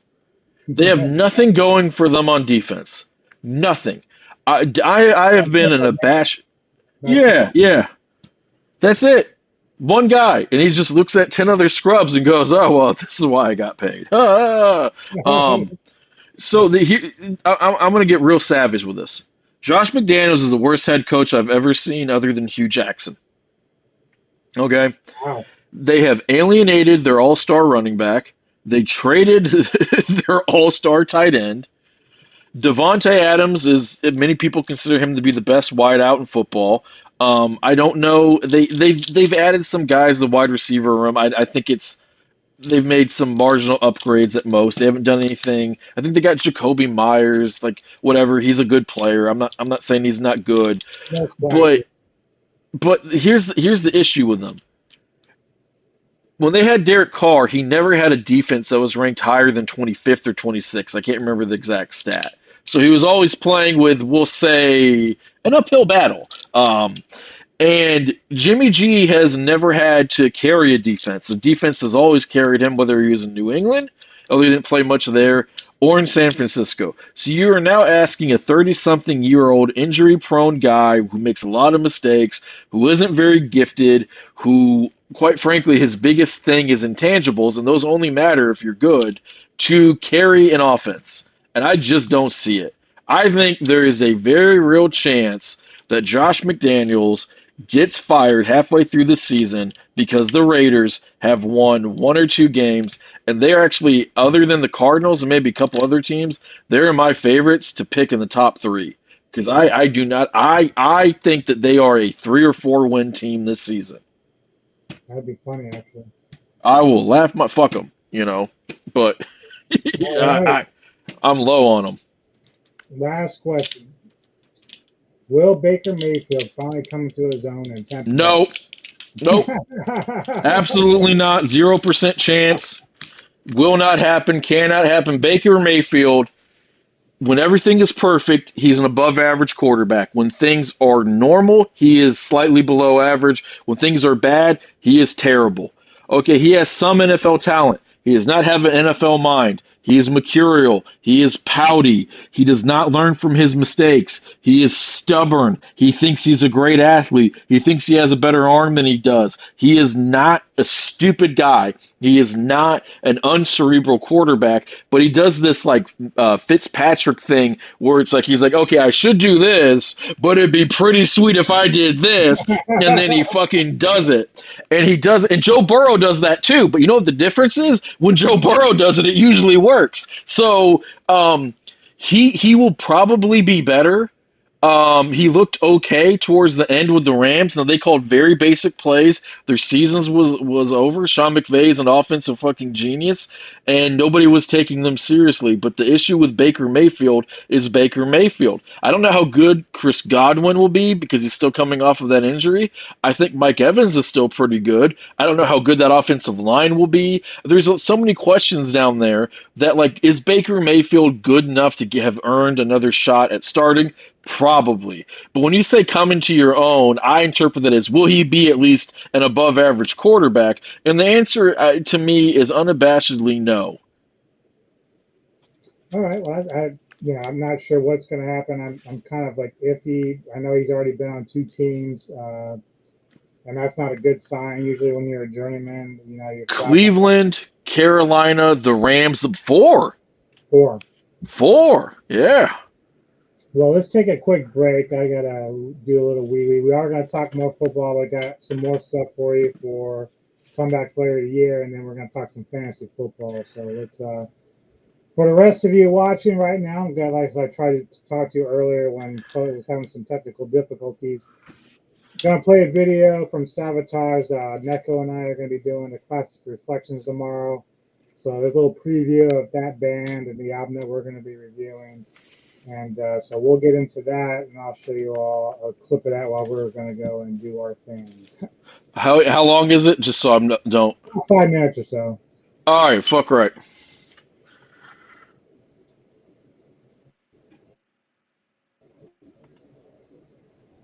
Okay. Yep. So we'll let people watch.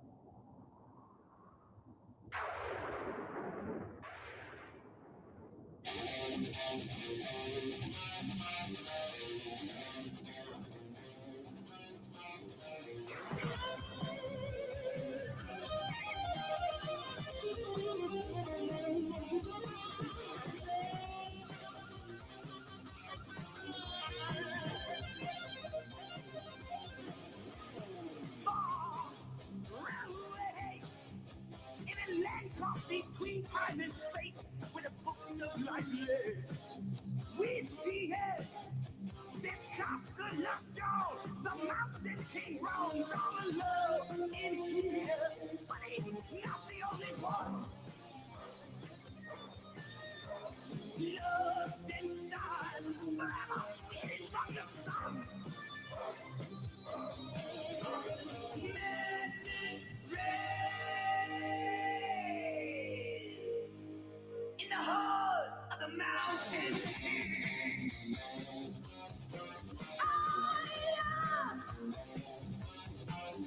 His deep, dark eyes keep watch on his kingdom and the mysteries that sleep safe inside. His heart, its child with your stone, shall not be overthrown or eternity. It is guarded by the king. It's sad to see what the power that it brings. Madness reigns.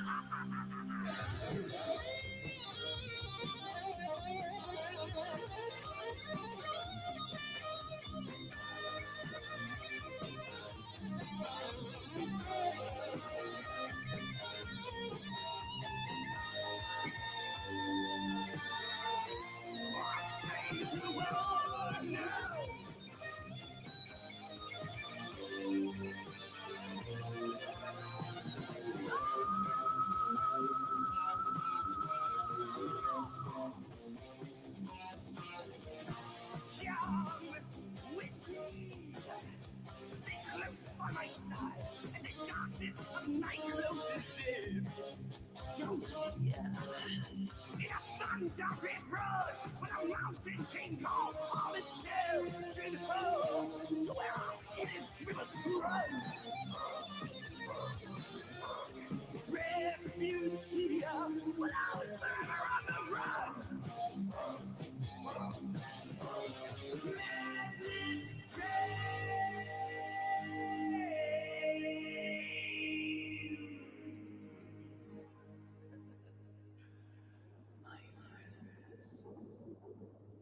in the hall of the mountain king! Oh, yeah! In the hall of the mountain king! Oh,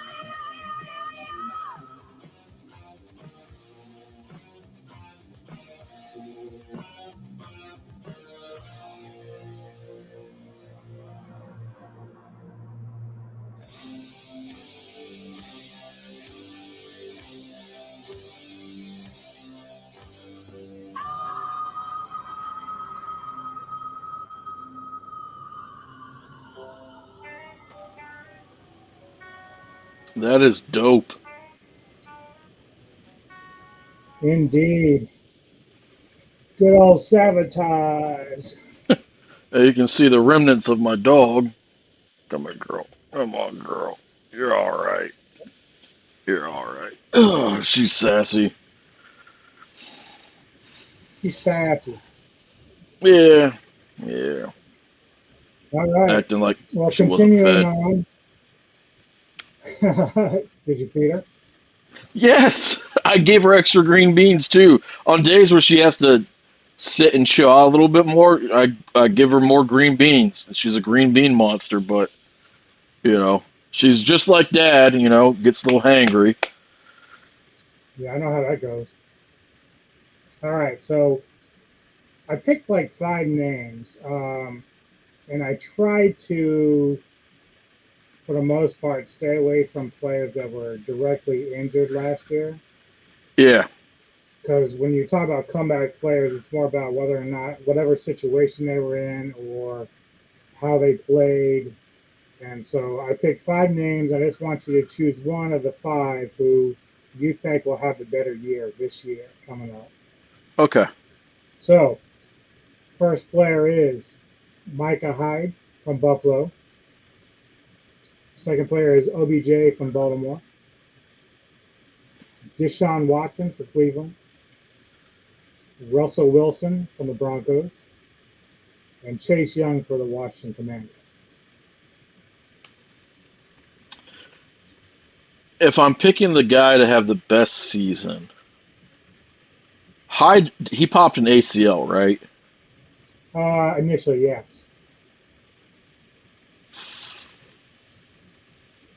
So all things considered, I think OBJ will have the best. See, it's hard because they all have different expectations.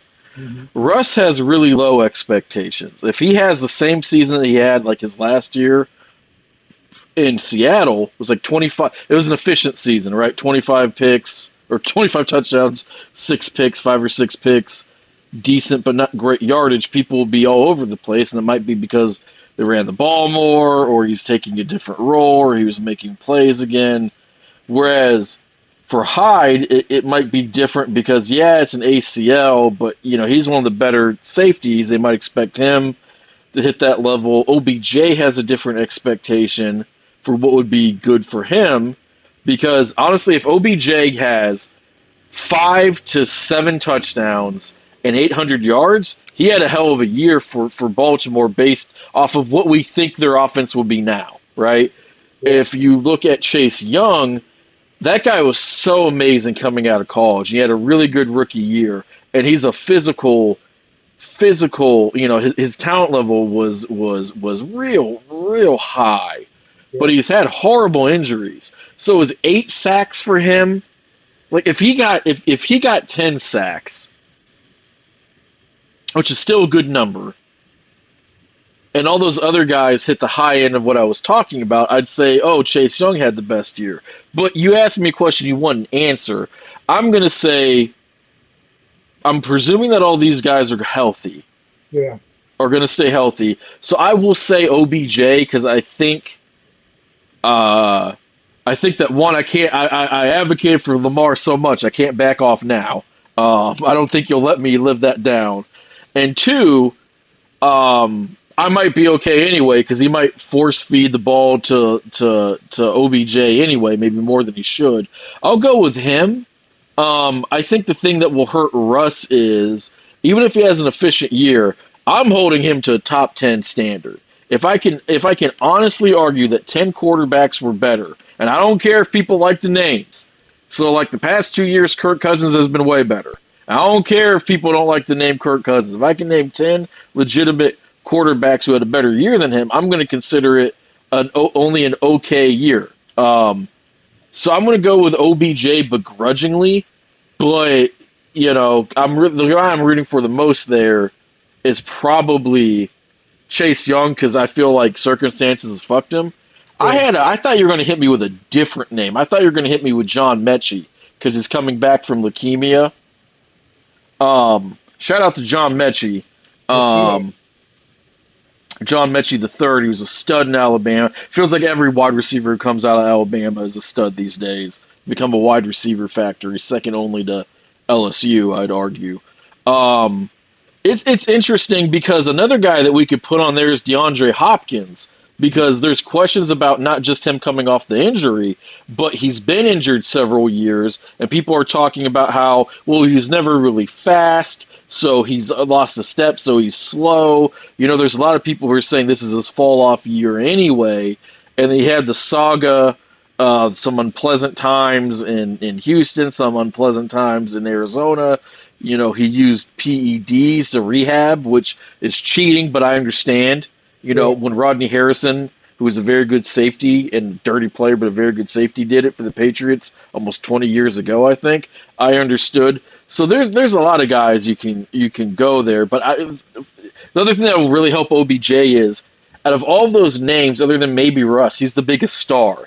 OBJ has that star power, and that always puts the light on you, Yeah, my take on it is, Micah, he's not really the biggest name on the team, so it's like he might have a half decent year coming back, and it wouldn't really matter. I don't think most people would, turn their head to it.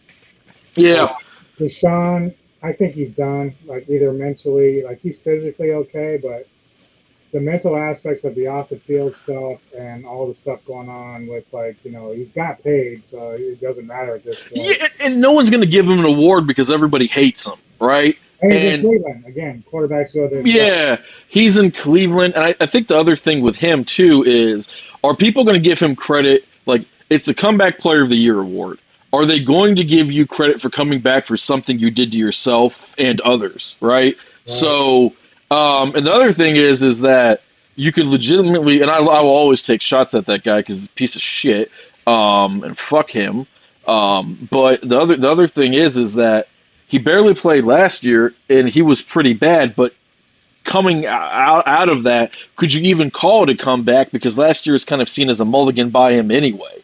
You know, like, there's different ways to attack it. Plus, I just don't think that the NFL wants him getting any award. Like, could you imagine? Like, this is how bad it is.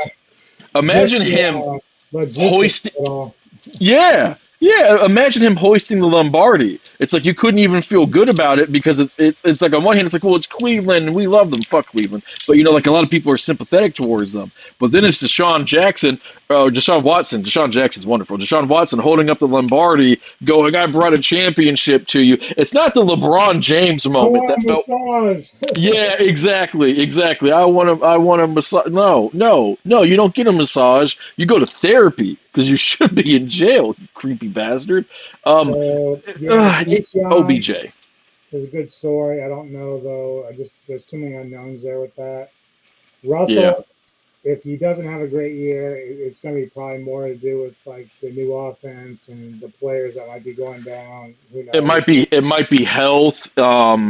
Here's the crappy thing with all of these guys.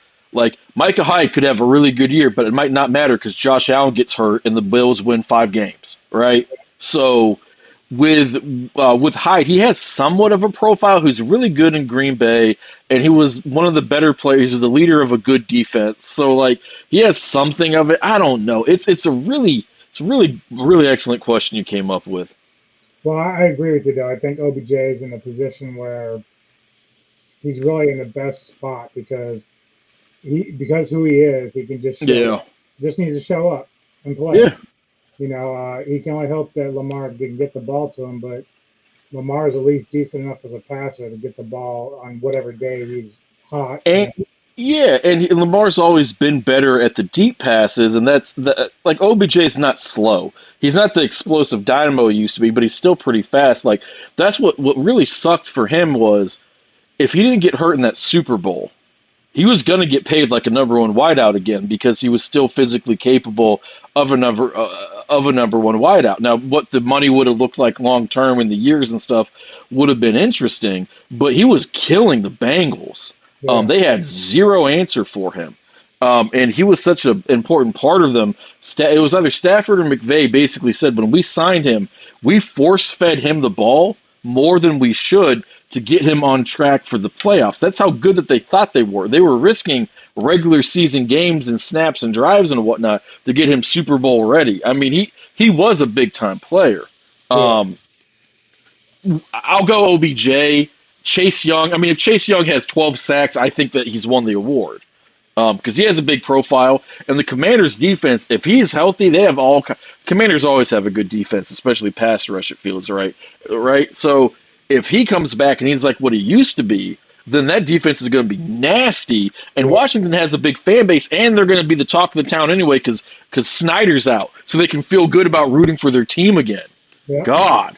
By the way, real quick moment. On my bad person list, I have Deshaun Watson. I'm only going with guys who have screwed up since we've been doing this, all right? Dan Snyder. Fuck you. You are on the list too, buddy. There you go. I don't care that you don't own the team anymore. You're a horrible person, and I don't like you. He was a horrible person when he came in. So. Yeah, no, he's always big. Yeah, there's not too many billionaires who are good people, but he's an especially bad one. Right. Yeah. Okay, well, let's talk fantasy football. I'm going to hand it over to you because this is more your foray than mine. Yeah, I've been really looking forward to this. I used to be, a little backstory, I used to really be big into fantasy football. When I started watching football, I always watched it with my dad, right? And then I got older and I kind of fell out of it a little bit. I'd still watch like the playoffs and stuff, but I wasn't huge into it. And then I hit high school and I really got into it. That's when I decided I wanted to be a sports writer and yada, yada, yada, and, you know, all that good stuff. And I really fell in love with the game. So I really started watching a lot of football, like hardcore around 2002, 2003, up until now, some years off a little bit due to law school. And in most of that time period, I did a lot of fantasy football because I thought it was a lot of fun. I really enjoyed doing it. So, God, my dog is just, okay, my technology has screwed me and you're being a jerk. So I need somebody throw me a lifeline. Yeah, I'm talking to you. Anyway, and I'm trying to talk to him in the audience, but you're not letting me because they're sassy. So I've recently, the past year, got back into it and kind of rekindled my love for it. I think fantasy football brings a lot of highlights to guys. Like 30 years ago, nobody would have cared who Danny Amendola was, even though he was a good slot receiver. No one would have cared who Wes Welker was, even when he was catching a ton of ball. Maybe when he was breaking some records, that's about it, right? These days, there's no such thing as draft sleepers because we're like, oh, well, this fifth-round running back drafted this year by so-and-so is a great slot wide receiver, and this quarterback throws the slot a lot, and there's an injury there, so now you should take him in the 8th round, and you can dump him by week 4 if he doesn't start. Like, there's so much analysis in it, right? Didn't used to always be that way. The first time I drafted fantasy football, it was the year that Sean Alexander and the Seahawks lost to the Steelers in the Super Bowl. Go us. Palmer had a big year. So I had Sean Alexander, the number 1 fantasy player, Palmer, who was like the 3rd best fantasy quarterback, and Steve Smith Sr. I believe that was the year he had the Triple Crown for wide receiver. So it was my first fantasy football team, and I got really lucky, and it was amazing. Yada, yada, yada, yada, yada. Since then, I've always enjoyed it. And so I used to be pretty good. I'm not as good as I used to be because I used to dive into the weeds and kind of obsess about it like a hobby.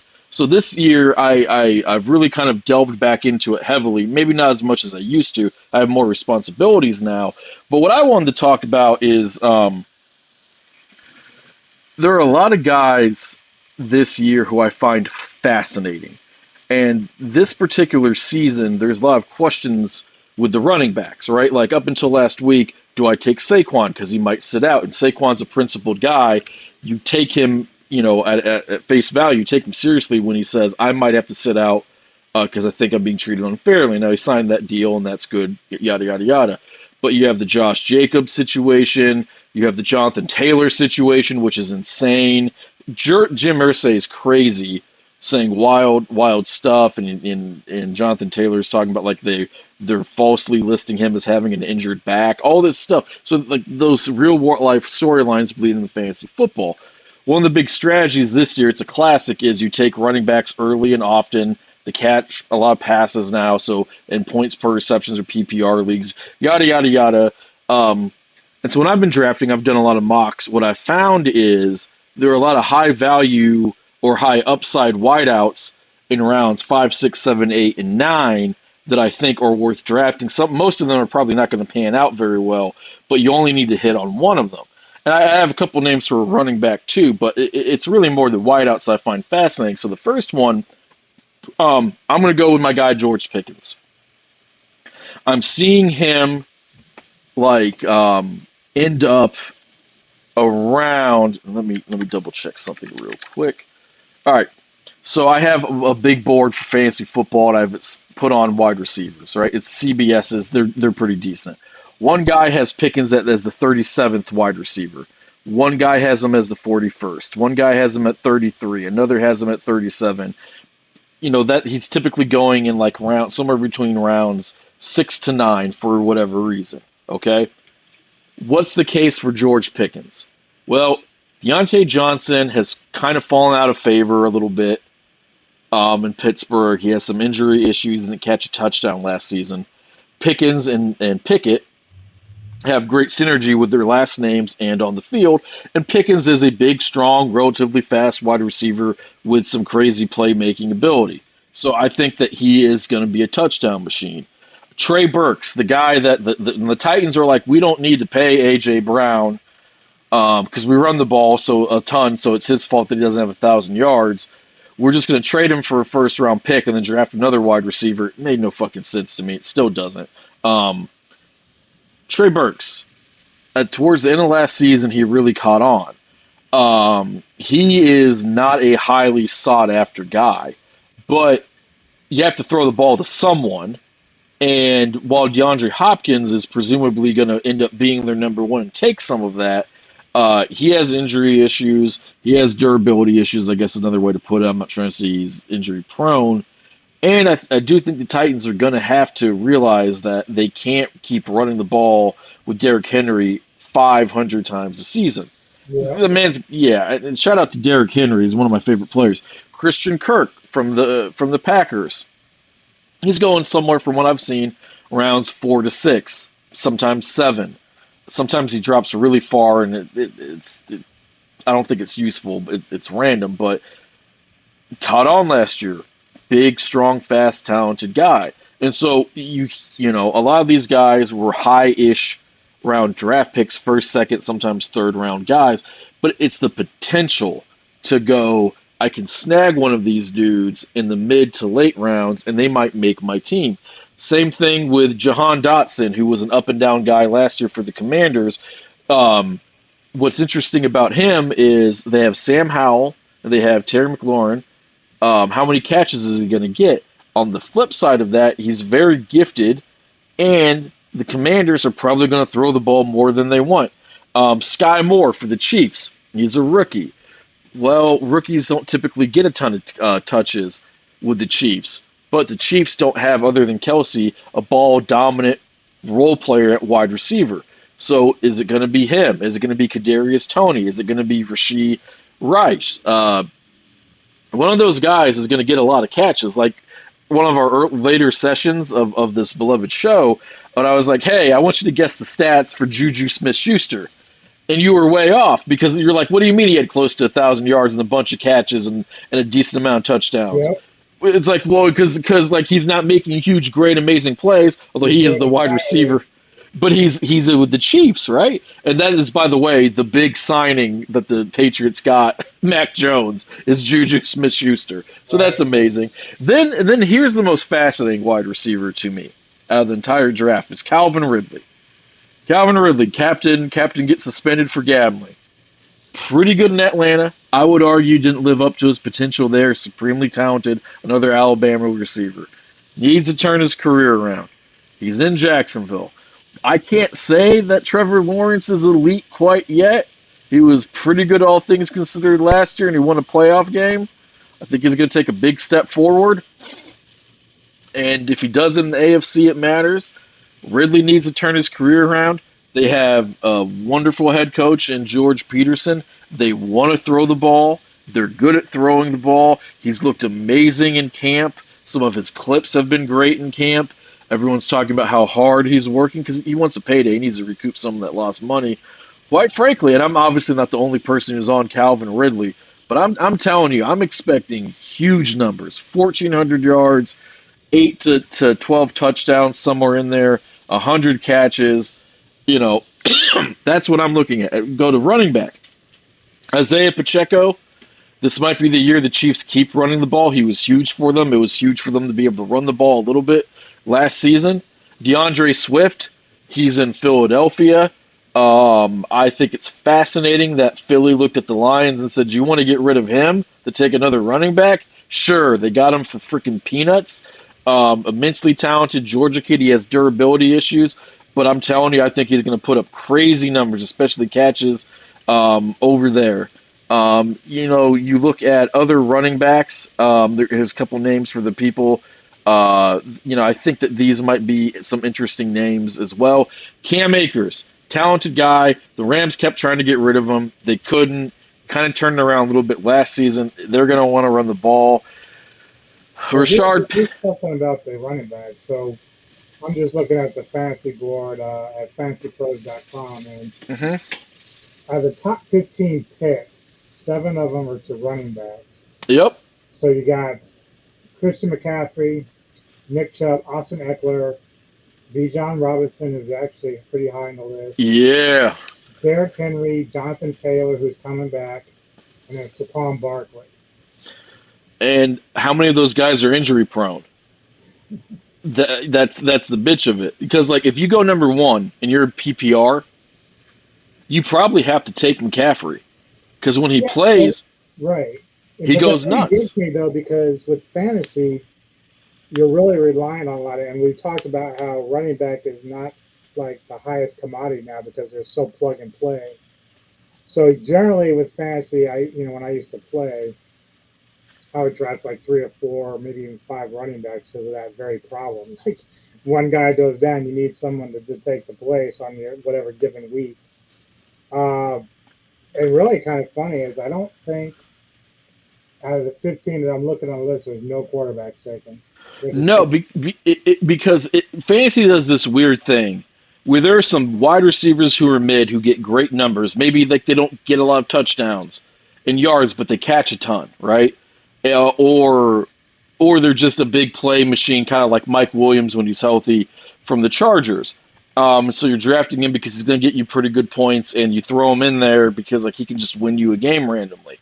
Whereas, so it makes this kind of like false, although there's a word I'm looking for, this false parity where the gap between the 5th wide receiver and the 1st wide receiver in fantasy isn't as big as it is in real life, right? Whereas with quarterbacks, it creates this false parity where, like last year,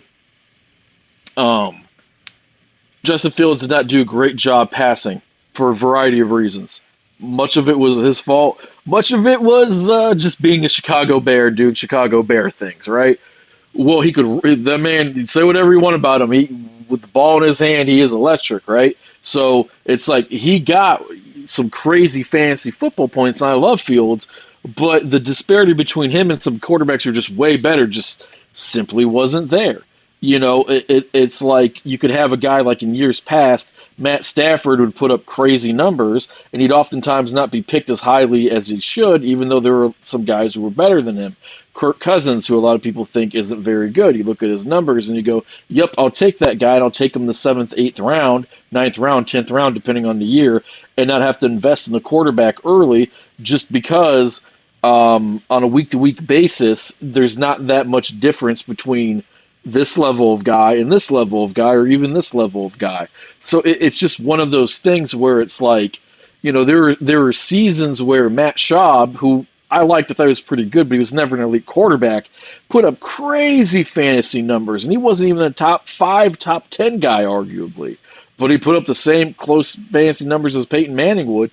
So, and then that's not even factoring like quarterback or like keeper leagues and quarterback auction. Yeah. Dude, when I was playing, like I was searching for a quarterback, and one guy that was hot was Fitzpatrick. Like, Ryan Fitzpatrick. Yeah. Oh, Jesus. He was lighting up for Buffalo. He was lighting it up, and I'm like, I've got to get the stats, the numbers. Yeah. Yeah, I will take you. There are guys who I start on my team where I'm like, I'm not starting you because you're good. Like, when you have, like, the 4th-string running back who's getting all of the touches because everybody else is hurt, I'm not starting him because he's good. When I take, when I first started, I'd always draft Priest Holmes, and it worked out pretty well. But Priest, they used him so much, and he was a smaller guy. Sometimes I take their backup running back. One year I took him and Larry Johnson, and it was amazing. And Larry Johnson, he was really good for a short while, and he revived his career a little bit and then kind of fell off. But I wasn't taking Larry Johnson in the 7th round because I thought he was a great running back that year. It was because I had Priest Holmes. I was scared that Priest was good. This is going to be the year that he fell off a cliff, and it was. Yeah, I 2 or 3 years ago, I mean, I was like just kind of biting the bullet. Like I took, I had no choice because there wasn't many options at quarterback. But lo and behold, Lamar was sitting there and he was putting up stats, and I'm like, yeah, I don't want to do it, but I gotta do it. And you did it. Yeah.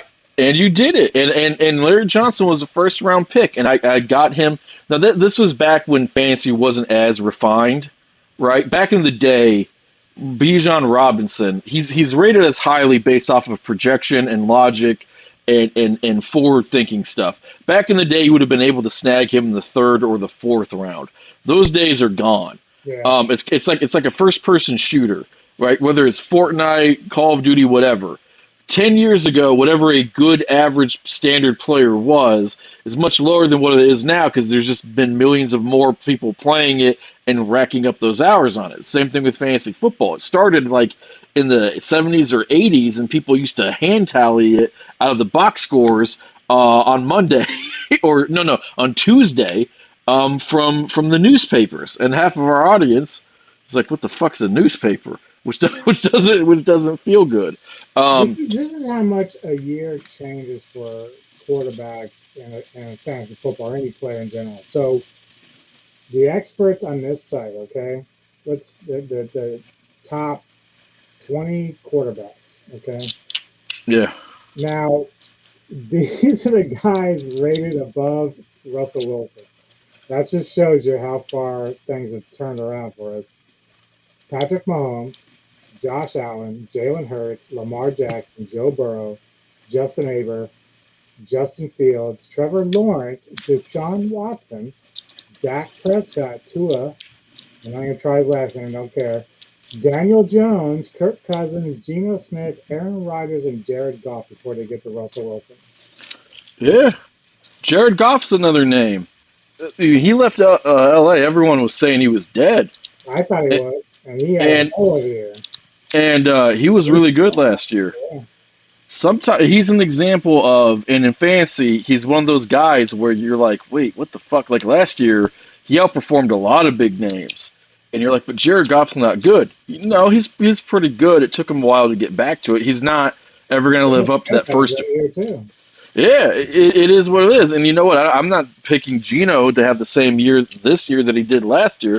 No. But you know what? The thing of it is that he can still win you some games. Like the disparity between the 15th quarterback and the 20th quarterback is nothing. The 10th highest scoring quarterback on any given week and the 12th guy is usually going to be nothing. Like it's just one of those weird things where that disparity adds up over time and the intangibles and all the things that goes with being a quarterback. But fantasy, it's just raw numbers. Yeah. Like I can't tell you how many lousy players I've started because I'm like, hey, they do one thing well and they're playing this team and that team's susceptible to this. Like I'm not trying to pick on your Broncos. I have started when so many shitty tight ends because they're playing against the Broncos for years and it's paid off.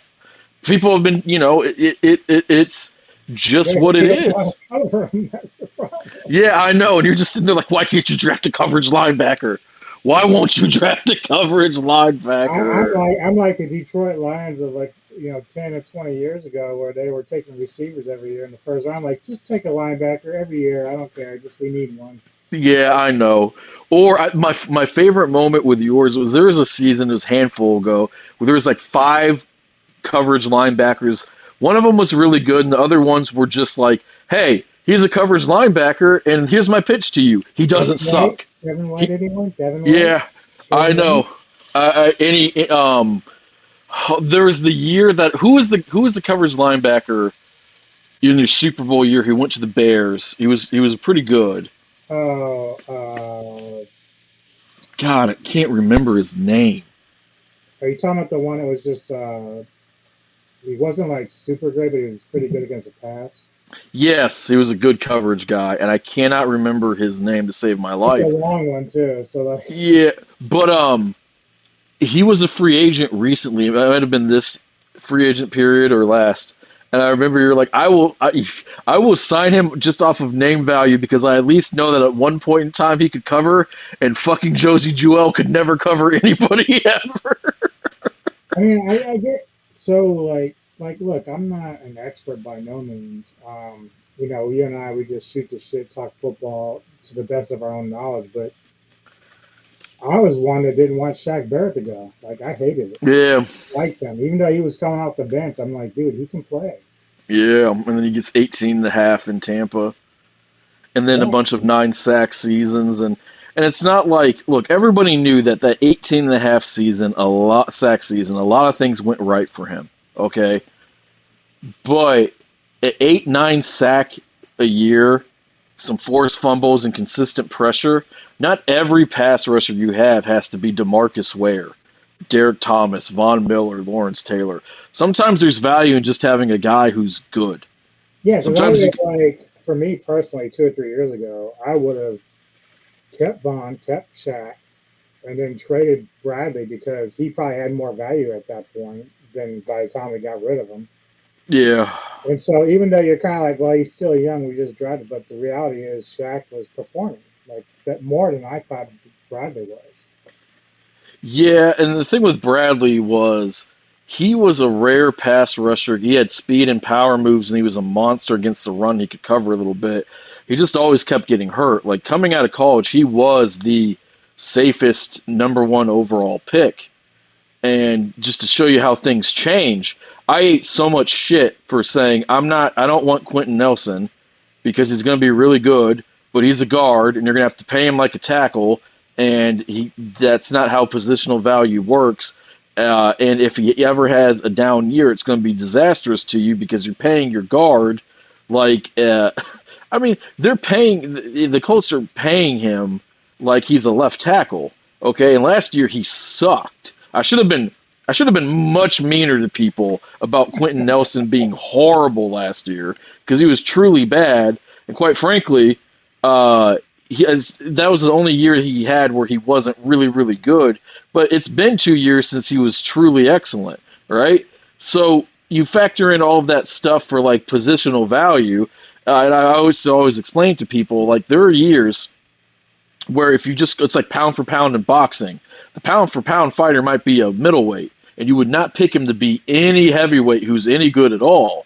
But just because that guy could beat the middleweight doesn't mean that the heavyweight's actually a better boxer. Well, what does that have to do with football? Well, the best player in your draft might be a punter or a field goal kicker. You shouldn't take him in the first round, even though pound for pound, he's better at being a field goal kicker or a punter than the best quarterback is in that draft and being a quarterback. So, like, you go out there and you take some of these guys, and they pan out, and it still doesn't fucking matter. It's like watching teams go, I'm not going to take a quarterback because I'm not in love with him, and now I'm going to take this corner or this safety or this whatever, it doesn't matter. And he's really good, but it doesn't matter because we don't have a fucking quarterback. And in fantasy football, you don't have that issue. You're just like, what numbers are you going to get me?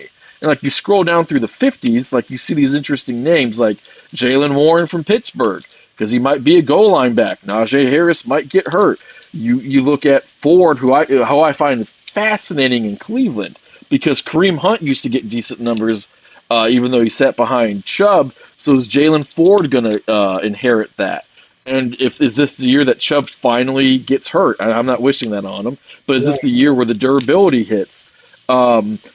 Guys like Chandler from Minnesota, who I think is the second stringer, Bigsby, Mostert, Algier from Atlanta.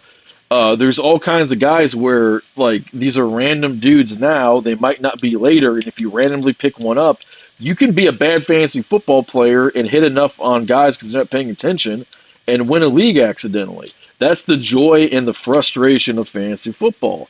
That's why I like it so much. Another thing is that when your team sucks, but your fantasy football team is good, you at least have some solace. Okay, Yeah, you at least have some. Now, when they both suck. All right, well, what we're going to do here is, because there's no, like, right or wrong answer, but I'm going to go through each position. All I want you to do is just give me your #1 pick. So if you have the #1 pick per round in your fantasy league, who are you taking? So I'm going to start with quarterback. Who you got? Mahomes. Okay. So there are some guys who run that might outscore him, but he's going to be really high up there. And Mahomes runs for a fair bit of touchdowns himself. If it wasn't going to be him, it'd be Jalen Hurts.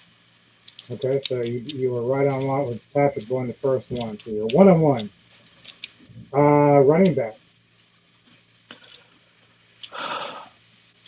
I'm always scared of taking a guy with injury issues, but I'd say McCaffrey, begrudgingly. 2 for 2. He's batting 100, brother. Yeah. Let's see. Wide receiver, and I'm pretty happy about this, and I think they'll probably get it, but we'll see. Oh, it's Justin Jefferson. It's Justin Jefferson. Yeah. 3 for 3. Yeah. Well, I'm drafted. I bet you I hit on almost all of them because I've drafted a fair bit of practice teams. The second one's interesting because some people have Adams as the second, some people have Chase as the second, some people have Kupp as the second. It's the league is blessed with wideouts. It's a really cool time to be a fan of the position. Tight end's a no-brainer, I'm sure. Kelsey. Yep. He saved my fantasy team last year. Super flex. This could go either way, but this is interesting too how they did this. So I'm not sure how they define it. Because usually super flex for me is like special teams. So it's super flex is going to be any skill position. It could be tight end, it could be running back, it could be wide receiver. It can't be kicker, defense, or quarterback. Well, they have actually a quarterback. Which is Oh, maybe that's what makes it super. Well, then it would be a quarterback, and then it would be the second highest. It would be the second ranked quarterback. So I'd say it's probably Hurts or Lamar might be in there. Maybe Josh Allen. They have the top four is Patrick, Mahomes, Justin Jefferson, Josh Allen, and Jalen Hurts. Yeah. Kicker. Tucker? Yep. It's got to be. It's the best guy in football. Yeah. All right. So defense. Niners? Oh, dude, you nailed it. Look at Niners. Okay. Niners, Dude, yeah. Star. Look at that. I know we're at Denver. Oh, we're at 8, so we're not too bad. No. All right. Defensive line. Oh, so this is a site that so here's a question, and this sounds like I'm cheating, but I'm not. Sure this is actually it's weird. Well, some leagues will let you draft. Some league. So it's like, Yeah, some leagues will let you draft defensive players specifically. one of those, yeah. So, but here's the problem. What they consider a defensive lineman is not always accurate. Like sometimes I've seen them be like defensive line, TJ Watt, and I'm like, well, sometimes he's on the line, but he's mostly a linebacker. I would guess that if they're doing a broad interpretation of defensive line, it would be Micah Parsons. Where is he on this list? Dude, he's not even. No, he's not there. Do they do linebackers as their own separate thing? They do, and that's probably why. Okay. The defensive line would be Aaron Donald or Bosa from San Fran. Bosa's 7. On D-line? Yeah. But see, like I said, they have like a lot of linebackers listed. So like number 2 is Roquan Smith. And number 1 is also Foyesade Alukun from Jacksonville. What? Yeah, so I don't know. The way they listed it as a tag is IDP. I'm not sure what that's supposed to mean. I would independent positional value. Yes, that's what it is. Because now defensive line. That's my bad. I didn't read it right. That's my bad. Okay. So defensive line, Nick Bosa is number 1. Obviously. Okay. Yeah. Linebacker. Now they Gotta have be Parsons. Is it Parsons? Tell me it's not Reddick. No, it is the Alukun dude. Followed by Smith, Bolton, Wagner, which Wagner has dropped off a lot. Where the fuck do they have... Oh, do they have their own separate thing for edge rusher then? No, I don't think so. Hold on 1 second. No. So that's interesting because if I go back to defensive line, Crosby, Garrett, Watt, they have Watt on defensive line. Oh, Parsons listed 6 on defensive line.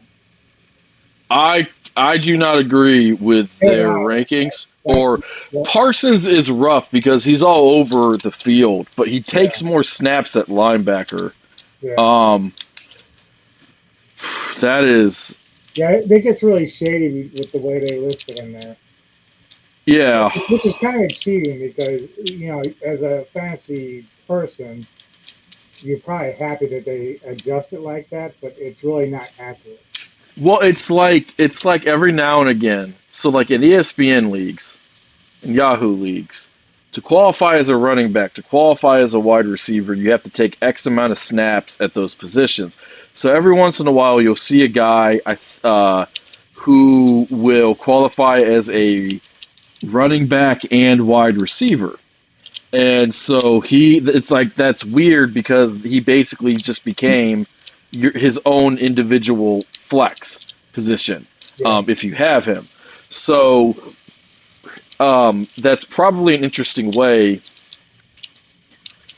for people to game the system. And they might just be like, fuck it, you take the snaps where you take the snaps or go off of PFF value. But, I mean, TJ Watt lines up as a linebacker. Yeah, he listed as, what was it? Was it not linebacker or was it defensive line? I think you said he was a defensive lineman. Yeah, he was fourth for defensive line, yeah. Yeah, they should just do it as defensive line, edge rusher. Yeah, because they have Donald in at 8, so he's line.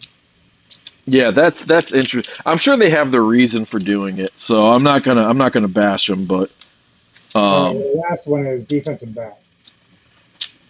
Oh God, I'm gonna guess it's Diggs from the Cowboys because of all the picks.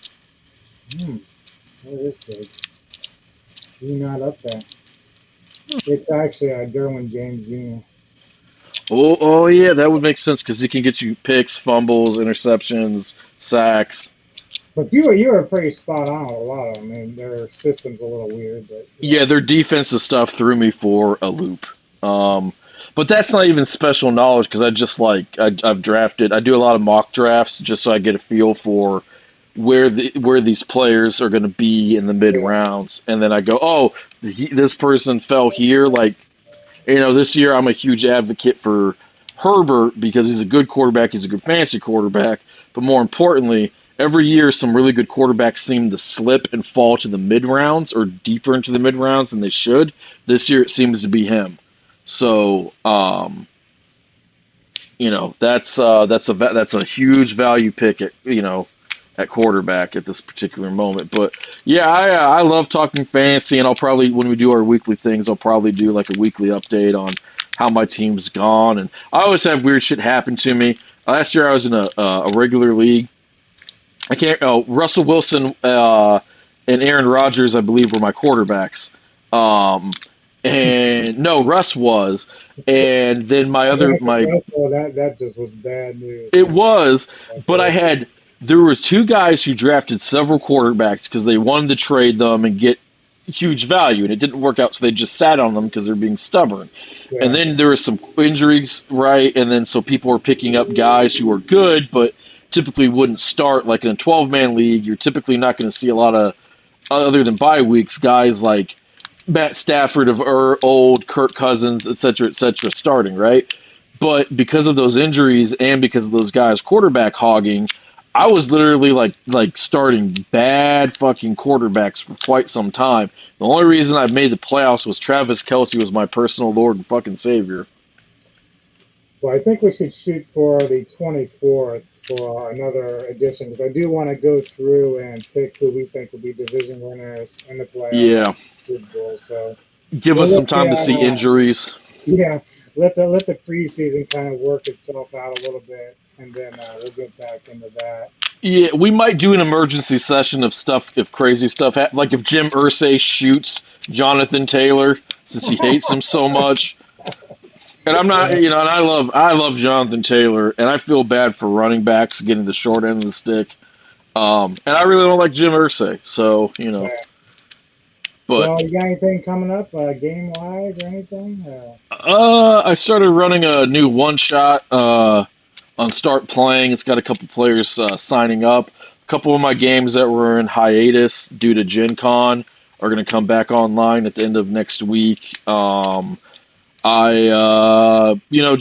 carrying on, living a pretty good life right now, doing good, well, feeling pretty healthy. Being sexy, growing this beard, and giving the bitches the chest hair, making them happy. And most importantly, shout out to John Mechie. Yeah, well done. For Metal Tavern tomorrow again, Neko and I will be doing a classic reflections of Hall of the Mountain King by Sabotage. And then Saturday, Mr. Kevin Lambert and I, for the Cinematic Synergy, are reviewing the movie The Invitation 2022. So be looking for that, and then I'll update everyone on what we're doing going forward. But Poet, thank you for joining me. It's a lot of fun, a lot of good stuff there. Thanks for having me. And support this man's shows, all of his shows. He's the hardest working man on the internet who's not a porn star. And he may or may not have an OnlyFans. You don't know. But for $5.99 you can. And if you don't support his shit, I'm going to break into your house. I'm going to go into your kitchen. I'm going to eat all of your food except that healthy shit. And I'm going to use your bathroom in an aggressive and non-flushing way. And you don't want that. So watch his shit. Stay away from that. No pizza. You don't want these problems. All right, everybody. Poet, hang by. We're going to talk a little bit more before I let you go. But for the rest of you, enjoy the rest of your weekend and keep it metal. Keep it metal. Later. You see me for you.